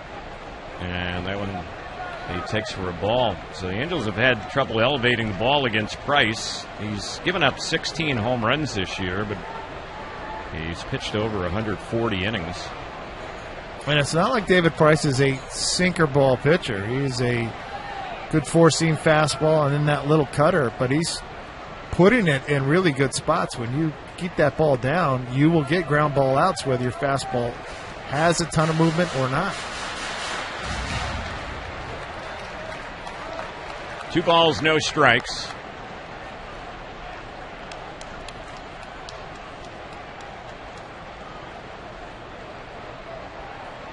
Here's the next delivery.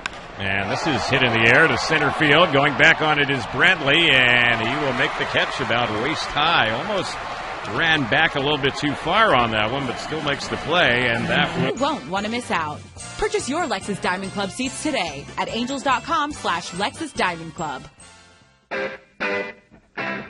Hey guys, I'm Jered Weaver, and you're on Angels Radio, AM 830 KLAA, the home of your Halos.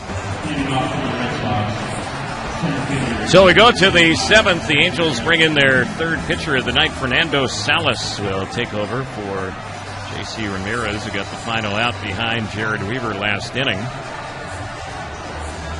And Salas will be facing Bradley, Shaw, and Leone. This appearance for the right-handed reliever, number 46 of the year, and that's tops on the club. All the appearances in relief, 3-6 record, 2 saves, 4.87 earned run average. Here's the pitch on Jackie Bradley Jr., and he takes it for a called strike.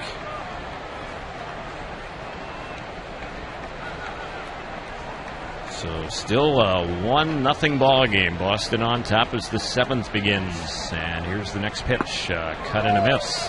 0-2 the count. We'll announce our finalists for the 714 Ticket 7th inning sweepstakes in just a moment. Tonight's finalist has won a $50 voucher from 714 Tickets. Now a finalist for a chance to win $7,140. Here's the next pitch. Fouled off left side. That's going to get back to the view level, backing out of play. We want to congratulate Martina Enriquez of Anaheim, the latest finalist in the 714 Tickets 7th inning sweepstakes. If you'd like to participate, just like Martina, visit am830.net, keyword 714 Tickets. And on the 0-2, that one is low, 1-2.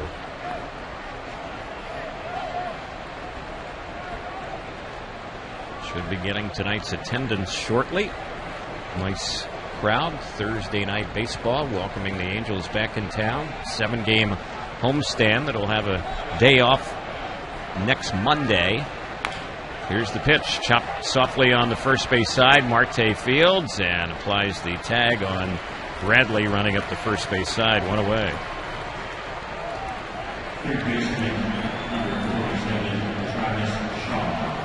Travis Shaw will be the next batter. The series against the Red Sox will take us right through the end of July, and then next Monday, mention the Angels off, that'll be August 1st, and then the A's come to town for games next Tuesday, Wednesday, and Thursday, August 2, 3, and 4. And the Angels head out on a long road trip, Seattle, Chicago, and Cleveland. Here's the pitch. That's popped on the right side into right center. It's going to drop in for a hit. Shaw will stop at first base, and he has his first hit tonight. 1-out single here in the Red Sox 7th. Yeah, it seems like that road trip's almost going to take us to the end of August. Take you to mid-August, that's for darn sure. Yeah, it's not too often you go on the road for 2 weekends. Yeah. Angels will be on the road the first and second weekends of August. And we'll play only 1 weekend series at home all month long. It'll be the 19th, 20th, and 21st, Friday, Saturday, Sunday, with the Yankees in town in August. Here's the pitch. And that one is cut on miss. Mentioning the Yankees, saw something today that after they traded Chapman, now all of a sudden you're hearing some rumors they might be looking to get Chris Sale from the White Sox. So kind of interesting. You kind of wonder which direction are they headed. Well, you definitely felt like they have the backside of their bullpen still with Andrew Miller and Betances. They still have a pretty powerful 1-2 punch there where they needed to move Chapman, who's a free agent at the end of the year, and start getting younger. That is a team that definitely needs to get younger, and they definitely did on that trade right there. 4 young prospects. 0-2 on Sandy Leone with the Angels bat in the bottom of the 7th, down 1-0. Marte, Simmons, and Bandy against Price.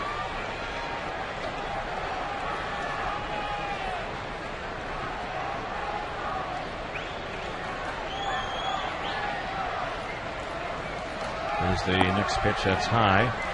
Well, you almost feel like every team in baseball is going to call about Chris Sale and throw out whatever you think you could throw out to get him. I wouldn't be shocked if Billy Epler's made that call and say, hey, what about this combination? I don't know what it would take to get a guy like Chris Sale. That's fouled back behind the plate. One of the best in baseball, a very club-friendly deal. One thing it would take would be a lot.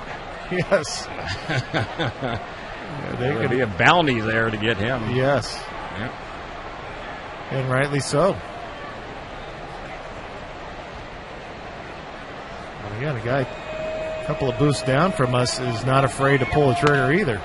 There's a ground ball. It's hit on the right side. Boy, what a play. Simmons flips to Giavitella. They get the out on Shaw, and then the relay is a little bit late, but that was some fancy doing right there. First of all, Simmons, who was on the left side of the infield, ran across and fielded it on the right side, and then he led Giavitella with his little soft toss to the bag at second to get the out there. Yeah, he had no chance to get to second base and get the out, so he flipped to Giavitella in front of him, almost like a little shovel pass as he was cutting in front of him. And Giavitella hits the bag and uses the bag as a springboard and jumps up and fires to first, but not in time, but a nice-looking play. Yep, little option play there in a second. There's one a little bit low and inside on Brock Holt. He's their 9-hole hitter. He's had a 1-for-2 night. That's true. When you start talking August, I guess you're talking football here pretty quick.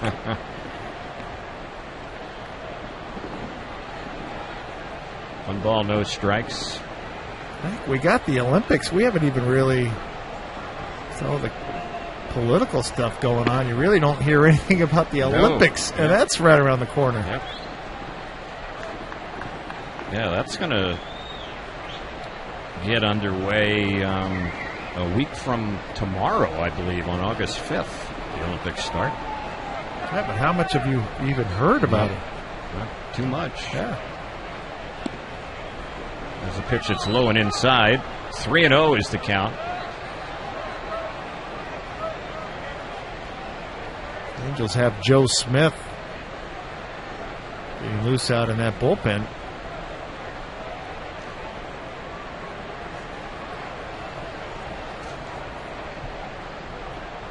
Here's the next one on Holt, and that's in there. So Salas, who had missed on the first 3 against him, gets one to drop in there, and it's now 3-1.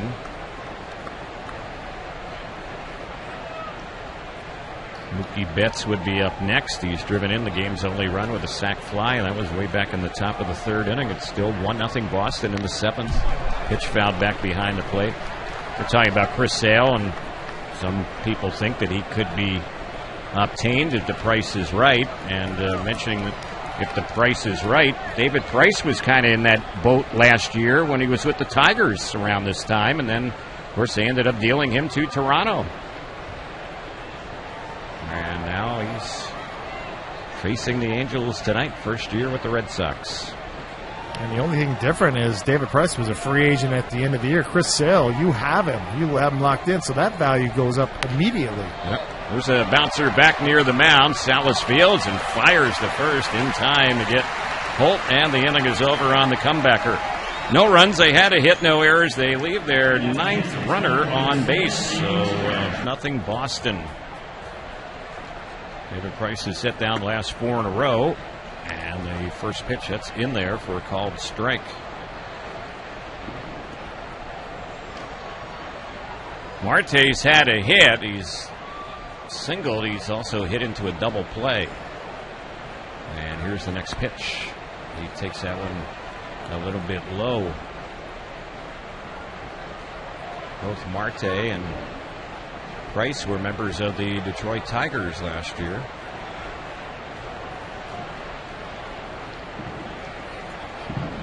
Here's the next pitch. He cuts and misses that one. 1-2 the count. Fans, don't forget Simpson Chevrolet is having a summer sales event where you can get Low payments and special financing at Simpson Chevrolet in Garden Grove and Irvine. You always find the right vehicle at the right price. Visit them online at simpsongm.com.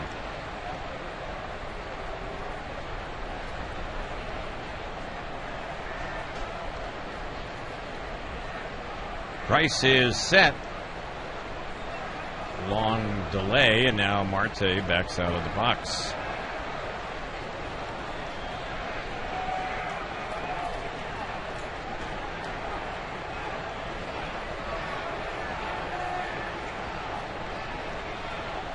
So we'll see what gives on the next one. The 1-2 delivery. It's bounced softly first base side, right at Hanley Ramirez, and he will go to the bag in time.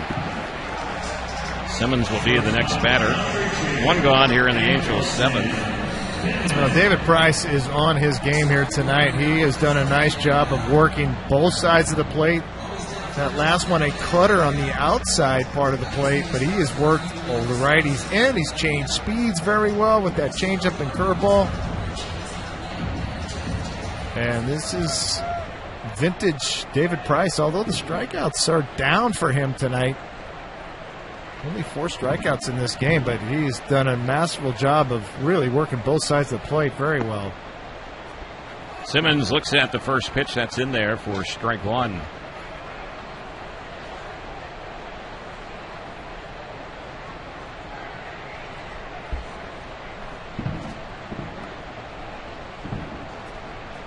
And here comes the next delivery. That's outside.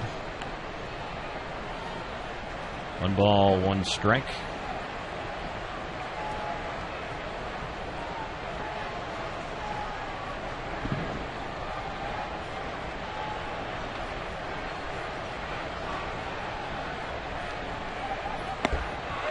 There's a big cut and a miss at that one.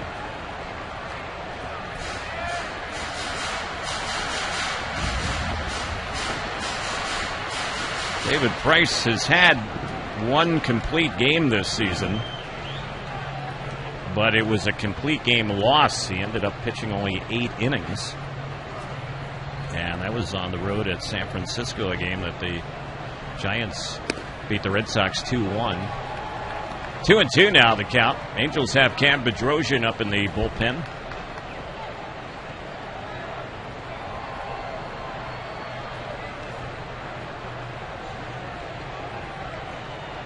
If you look at the way the Red Sox, they are absolutely straight up with Andrelton Simmons.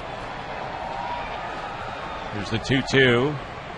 And that is in there for a called third strike. Simmons can't believe the call by the home plate umpire, Andy Fletcher. He's in total disbelief as he leaves the batter's box.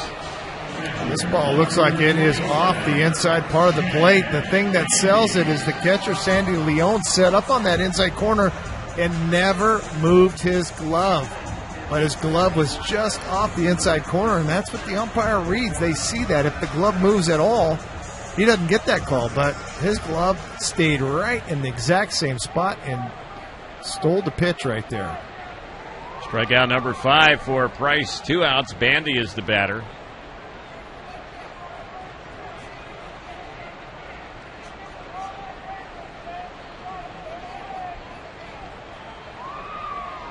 Here's the first one on Bandy, and he lifts it high in the air, foul down the left field side. It's going to push back to the seats out of play. Tonight's attendance, we've just received it, 41,257, 41257.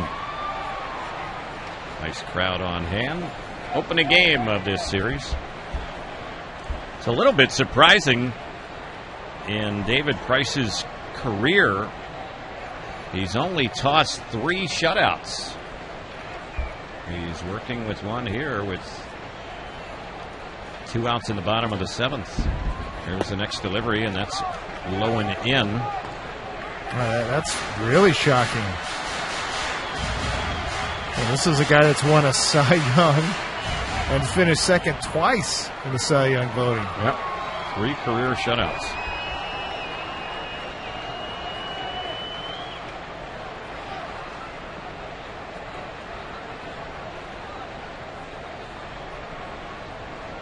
Bandy moves out of the batter's box.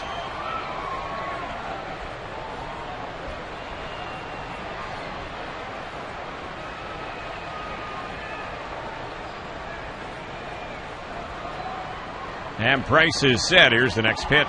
And Bandy checked on that one. Fastball, and it's 2-1. Mentioned Bedrosian warming up. Joe Smith has gotten up again in the bullpen as well. So it would appear we'll see one of those two come in to pitch the 8th inning. Well, it all depends on what happens. If the Angels are able to tie this game or go ahead, you'll see Bedrosian. If the Angels, this game stays right where it is, you'll see Joe Smith. That one's in there, called strike on Bandy. Price hasn't gotten him out tonight. Single and a walk.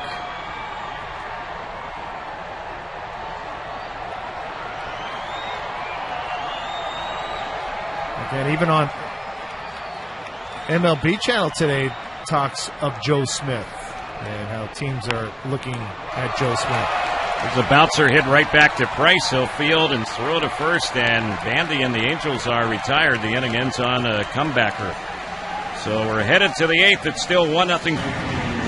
Angels reliever Joe Smith will enter the ball game. Pitcher number 4 of the night. He replaces Fernando Salas, who worked one inning, the 7th. Gave up a hit, no runs, didn't walk or strike out anyone. Joe Smith appearing in game 37 has a 1-4 record, 4.08 ERA. Seems to have gotten back into a pretty good rhythm of late, working in relief.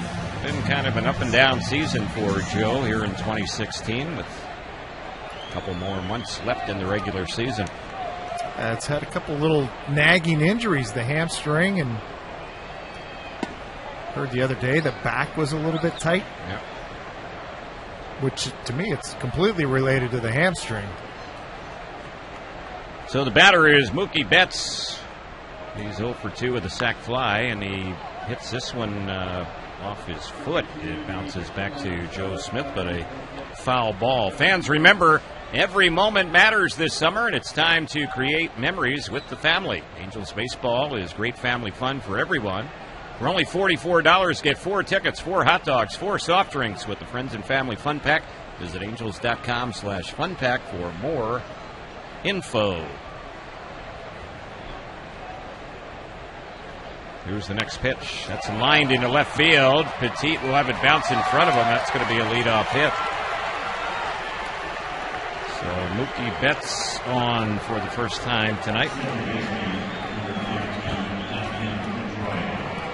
8th hit in the game for the Boston Red Sox. Looking at their hit total, they've all been singles. The Angels against Price have had 6 hits. All singles, so we've not had a single extra base hit in this game. And that last pitch from Joe Smith, an 0-2 slider, did not get it out to the spot where he wanted. He wanted that ball off that outside corner, and it didn't get there. Here's Pedroia batting now, and the first one on him. Fastball, a sinker inside. 1-0.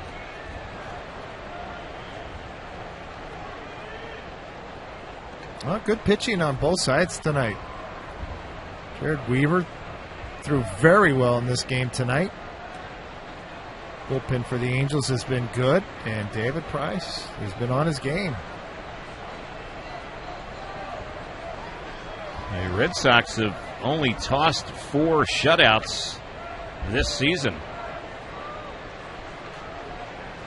And they're playing game number 100 of the year, and there's a pickoff toss, and caught off the bag is the runner over there trying to get back to first base, and thrown out is Mookie Betts.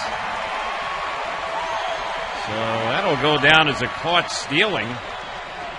And he is out number 1. Yeah, the old 1-3-6-3 right here, and Mookie Betts just guesses wrong. Joe Smith holds the ball long enough, and Betts takes off. And Joe Smith alertly steps off, fires over to first.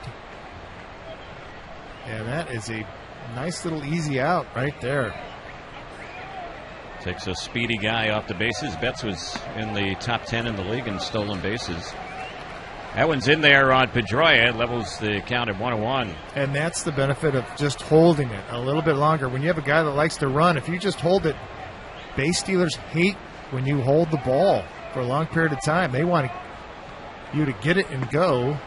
And when you hold it on them, it freezes them up, and Betts couldn't take it anymore, and he took off. 1 ball, 2 strikes now on Pedroia. We're in the 8th inning, 1-0 Boston as Pedroia fouls that one off on the right side. Nice catch by a fan. The young man brought his glove with him.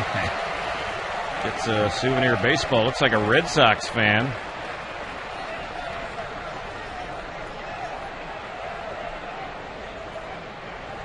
Oh, real nice play by the youngster. We get a chance to look at it on our monitor, and boy, left his feet, snagged it. Here's the next delivery. Here's a one-hopper hit right to Giavitella, and he will throw out his second base counterpart, Pedroia. 4-3 on the ground out, 2 away. Bogart's the next batter. Fans, listen weekdays to the Trout Tracker with Roger Lodge during Angels on Deck, brought to you by Nexen Tire. When it comes to the best warranty protection in the business, it's Nexen Tires. Go to NexenTireUSA.com.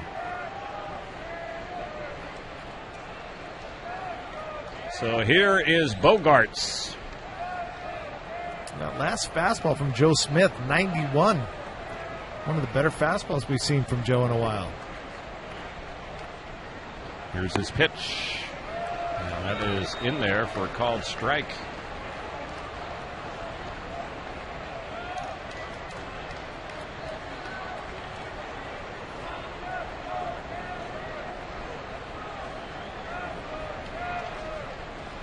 Joe ready, and the 0-1 chopped foul over on the left side.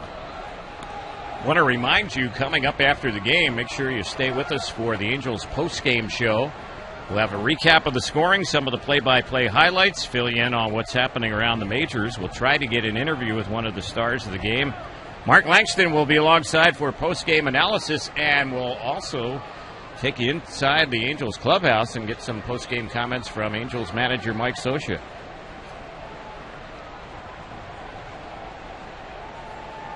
And the pitch, that's fouled back behind the plate. Angel Talk will also follow the post-game show, and that'll be heard on our flagship station, Angels Radio, AM 830. So we got you covered after the game tonight.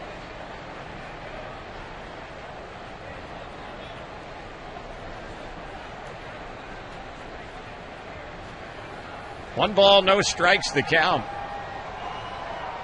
Or 0-2, I should say. 1-0 to score, and there's a foul tip right by the plate. Boy, this Joe Smith looks really good tonight. That last fastball at 89, and it had that good downward bite to it, that good sinking fastball. And he has been such a reliable backside of the bullpen, and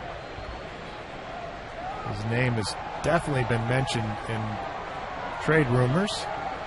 Here's the next pitch. This is chopped right to Simmons. Should be the final out in the inning. It will be. The throw gets Bogarts, and that'll do it here for the Red Sox. So they had the leadoff hit, and that was it. We're headed to Gregorio Petit, the Angels left fielder, will be the first batter to match up here against David Price, who's pitching a 6-hit shutout.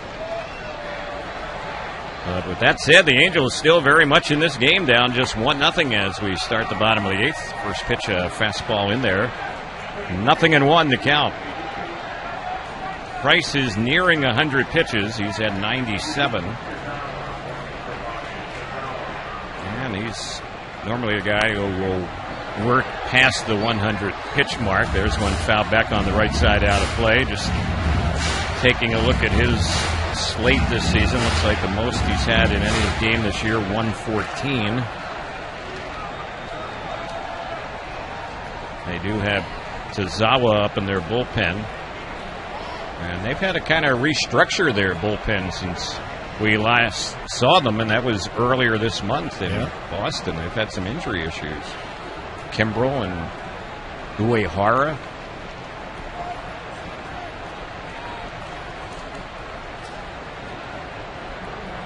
Deal and got Brad Ziegler as soon as they found out that Uehara and Kimbrel were down. And Dave Dombrowski is a guy that will fill that hole quickly. There's a ball chopped to the third baseman. Shaw playing over there. He'll throw out Petit. So a lot of easy outs recorded by David Price tonight, and he's on a roll right now. He's retired the last 8 in a row. Angels haven't had a hit since the 5th inning, and that was the inning. You keep looking at that inning and wondering, how did the Angels not score? The Angels had 3 hits and a walk in that inning and didn't score. And they didn't score because they had a runner thrown out, Marte. And we're still not sure what was up there, if there might have been a missed sign. He didn't figure to be going on a steal. There's a fly ball lifted into right field. Mookie Betts is under, and he will make the catch on it. And Giavotella is retired quickly. So 2 outs here in the bottom of the 8th. One of the rare balls the Angels have hit in the air. Yeah, bat before on Petit. The 14th ground out tonight for David Price. Tons of action on the ground, and he is not a two-seam sinker pitcher that you would think would generate a lot of ground ball outs. This is just his ability to keep the ball down in the zone, and he's worked both sides, and that cutter in has really tied up a lot of the right-handed hitters.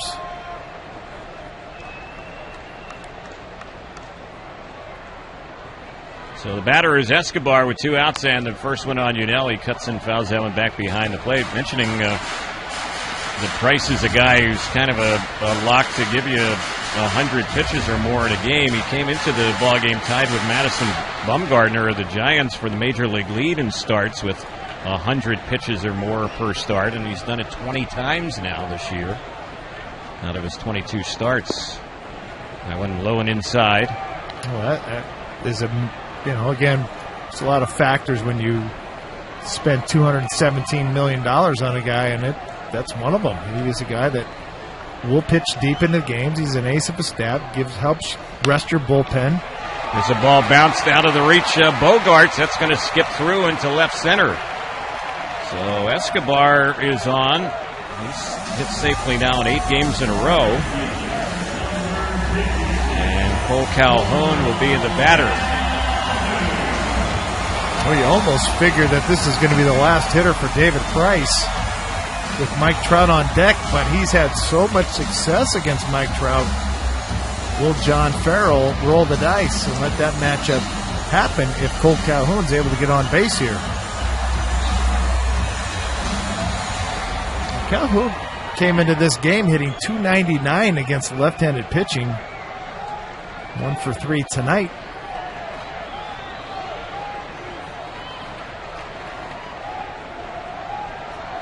So Price ready to face Cole Calhoun. Here's the pitch.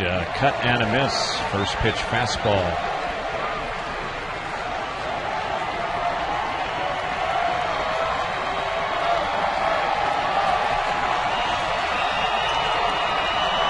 Price completes this 8th inning. It would be the 7th time this season he's gone 8 or more innings in a start this season. He's tied with Chris Sale of the White Sox for the most appearances of 8 innings or more this year. And the pitch, that's low.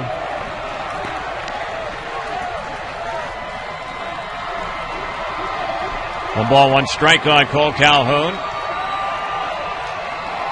Hope you're enjoying the action tonight wherever you're listening to Angels Baseball. Thursday night baseball from the Big A, the first of 7 home games for the Angels. 4 against Boston, and then 3 more coming up next week against the Oakland A's. Here's the pitch, a cut and a miss, a fastball, and it's 1-2. And there as Calhoun's thinking about that last pitch as he walks around the perimeter of the batter's circle. Yeah, good fastball on the outer half of the plate that Calhoun is unable to catch up with, and now in that Angel bullpen, double barrel out there, Cam Bedrosian and Houston Street.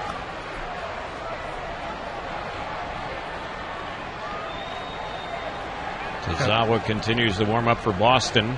Calhoun 4 home runs against left-handers this year. It's a 1-2 count on Cole. Here's Price's pitch. That's fouled back to the screen. So Calhoun stays in there, 1-2. That last pitch from David Price. He must know he's at the backside of this gas tank right here. That last pitch, 97. His fastest pitch of the night. He was trying to end this one right here. This inning, I should say, but knows that this is probably going to be his last inning. He's at 107 pitches. So if he's tiring, that last pitch kind of tells you that that's really not the case. He still has some fuel left in that tank.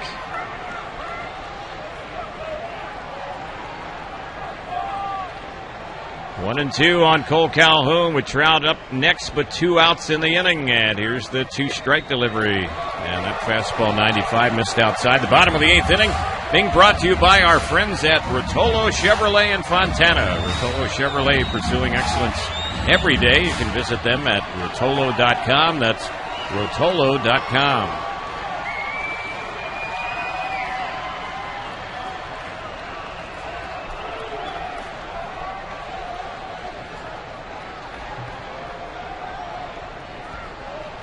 Two balls, 2 strikes. Here's the pitch, and a swing and a miss. He got him with a fastball. Struck him out. That's probably it. Joe Smith, who had a scoreless inning, allowing 1 hit against the Red Sox in the 8th. So we go to the 9th. Bedrosian is the new pitcher. He is going to face Ortiz, Ramirez, and Bradley. Cam Bedrosian appearing in game 42, a 1-0 record, no saves, 0.97 earned run average. There's the first pitch on Big Papi, and that one had a little something extra on it. That fastball, 97 miles per hour.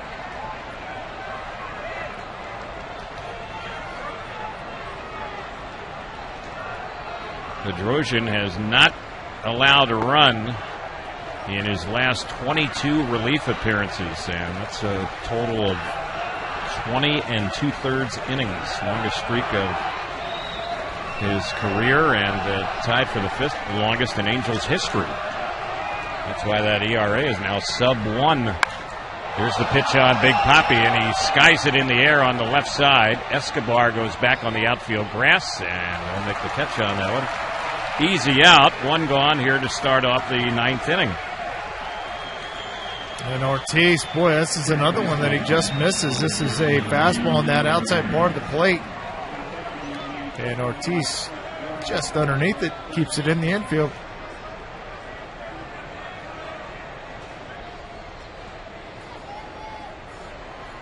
Hanley Ramirez, the batter, a 1-for-3 night.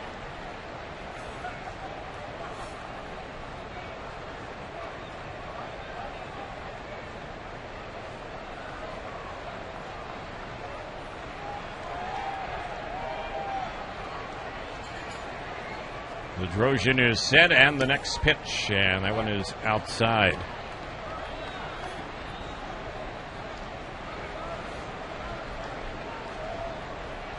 There is action in the Boston bullpen. Here's the 1-0, and a swing and a miss. Ramirez swung so hard at that one, his helmet came off. And that happens a lot. And you figured the night for David Price is over, right around 110 pitches.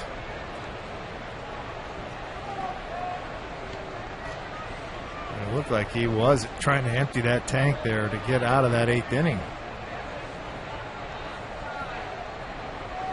Bedrosian is set, 1-1 on Hanley Ramirez. Next delivery, and that's right in there. And that fastball at 98 miles per hour.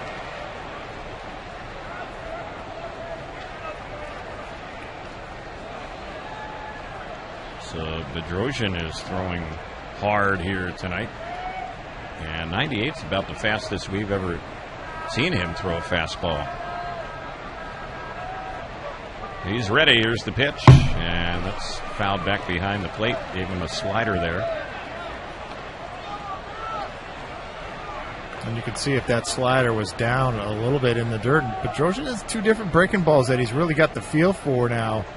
The one for a strike where he can throws it early in counts, and then the strikeout slider that he throws it starts in the zone and ends up out of the zone, and that one just didn't get it down far enough to get the strikeout.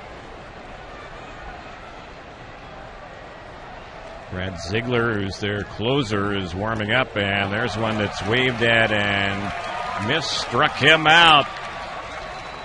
And that looked like another good slider. So 2 up, 2 away here in the ninth, and Bradley Jr. will be the next batter. There's the pitch we were just talking about. This one starts, it looks like it's going to be in the strike zone, and it is hard at 87 miles an hour. And when you throw 97, 98, which we've seen tonight, that's what's in the back of the hitter's head. Once he plants that nice and deep into the hitter's mind, you throw that breaking ball, especially ahead, out of that strike zone.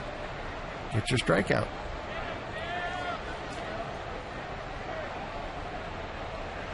Here's the pitch.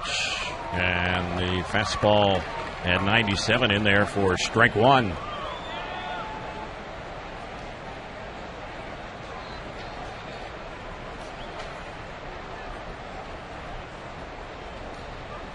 Here's the next pitch. And that one is taken. It evens up the count 1-1.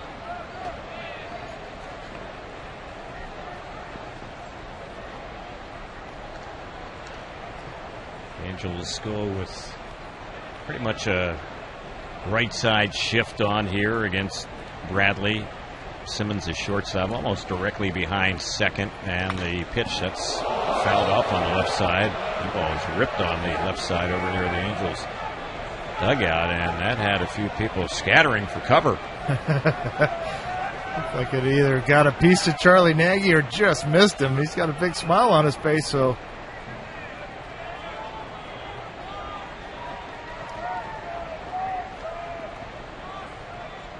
Last one, boy, that came in just as hot as Bedrosian threw it. So it's 1 ball, 2 strikes on Bradley. And here's the next pitch. He swings at that one, fouls it off to our left, back to the club level now to play. Boy, this is the best fastball we've seen from Bedrosian in any of his appearances. We've seen 97 every now and then, but he is consistent 97 tonight and has hit 98. Yeah, usually he's kind of at 95. We've been seeing that a lot. Yep. A little quicker here tonight. Bradley, who's batting earlier this season, had a 29-game hitting streak.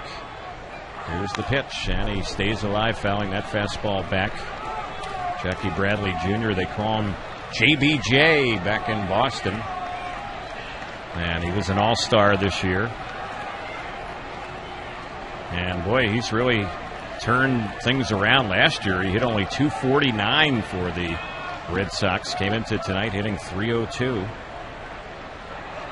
And he's a young player, only 26 years old.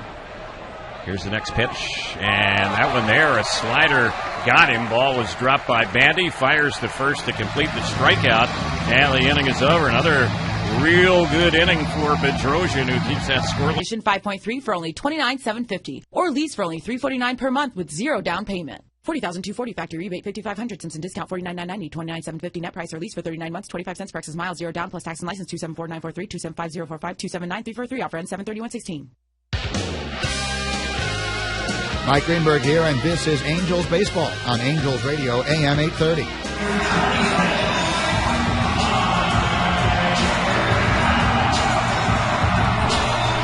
So the new pitcher will be 36-year-old left-hander Brad Ziegler, who was recently acquired by the Red Sox. That was back on July 9th. Mike Trout will be the batter. And here's the first pitch on Trout. He takes that one low. Ziegler is a submariner, sinker, doesn't throw very hard, slider and changeup.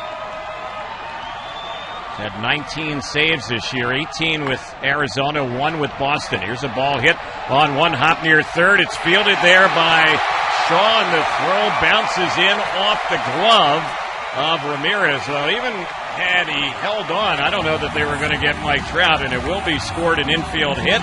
Angels have the leadoff man on, trailing 1-0 here in the bottom of the ninth. Yeah, this ball hits right in front of home plate and chops up just high enough that there's no way that Shaw can get this and transfer it from his glove to first base and get Mike Trout. That ball had enough air underneath it. So the Angels here in the ninth get their leadoff guy on.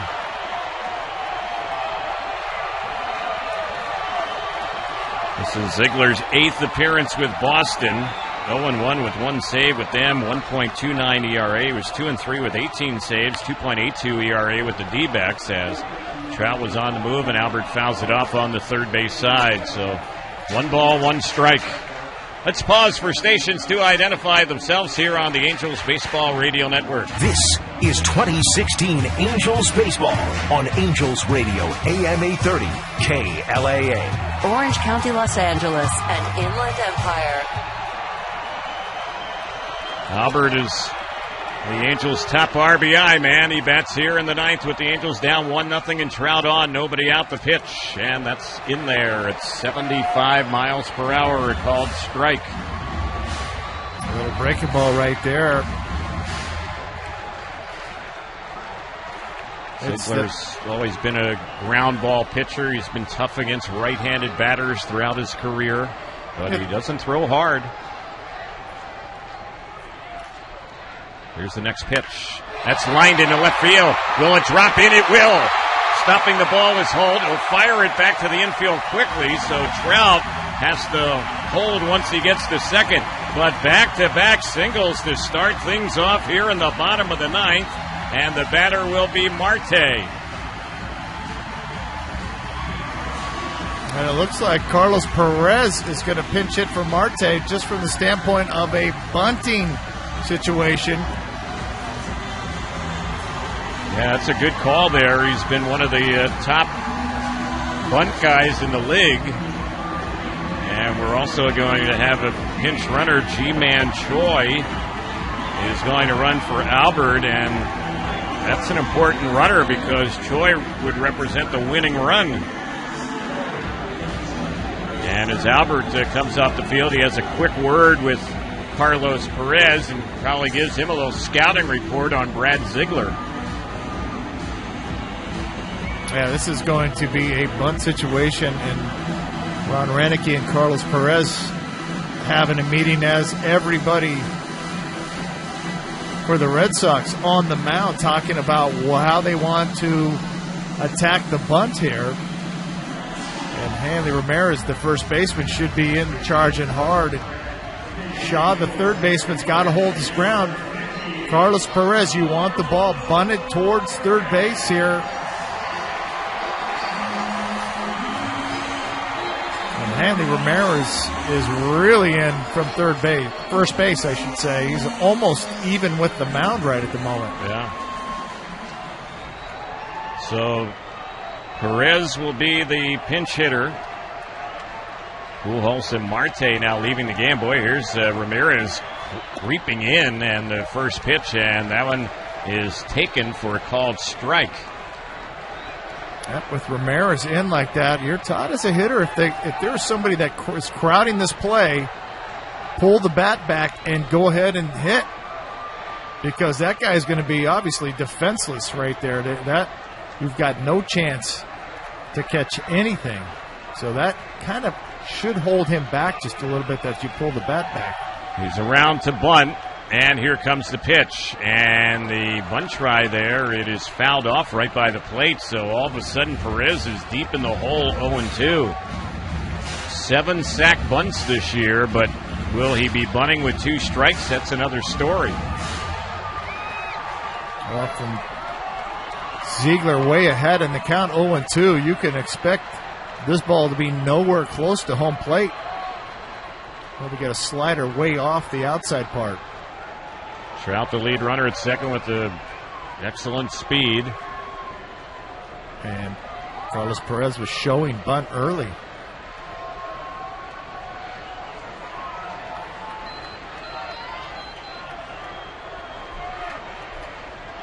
Ready is Ziegler. Perez is around the bunt.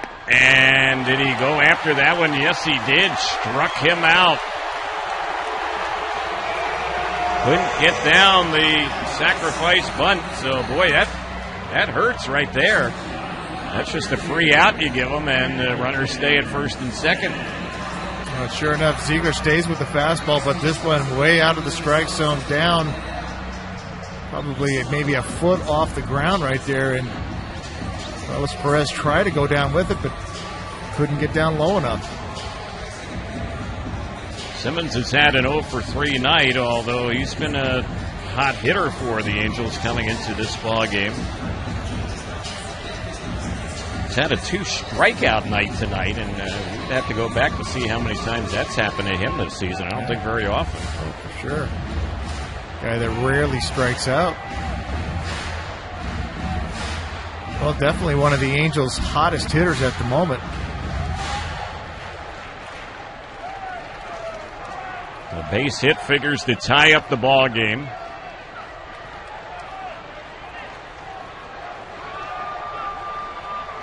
Pedroia is playing not too far away from second, so that's keeping Trout maybe a little closer to the bag than he would like. Here's the pitch, and Simmons takes, and that one is low for ball 1. Ziegler using a sinker there, and that's his bread and butter pitch. Xander Bogaerts quickly comes in and checks the sequence of signs that are relayed from pitcher to catcher. And infielders need to know what the pitch is so they can cheat a little bit. If it's a breaking ball, they can slide into the hole at the last moment. Here's the next delivery. That's a shot into center. It's going to drop in for a base hit. Trout is going to be held once he gets to third. So the Angels have him loaded. Boy, this is the second time tonight the Angels have had 3 hits in an inning and haven't scored a run. But they're loaded now with 1 out, and Bandy is slated to be the next batter. Well, once again, you just cannot take off and run on this. This ball has enough altitude underneath it that Mike Trout has got to hold his ground for a half a second, and that's all it took for Ron Renicky to hold him up at third base. Jackie Bradley Jr., the center fielder, has a good arm. And now it looks like Daniel Nava is going to pinch hit for the Angels for Jet Bandy. So the Angels will bring in a left-handed bat. And this would be something special here for Nava to come through against his old club, the Red Sox. Daniel Nava this season is a pinch hitter. Hitless, 0 for 6. Well, not a better time to break that.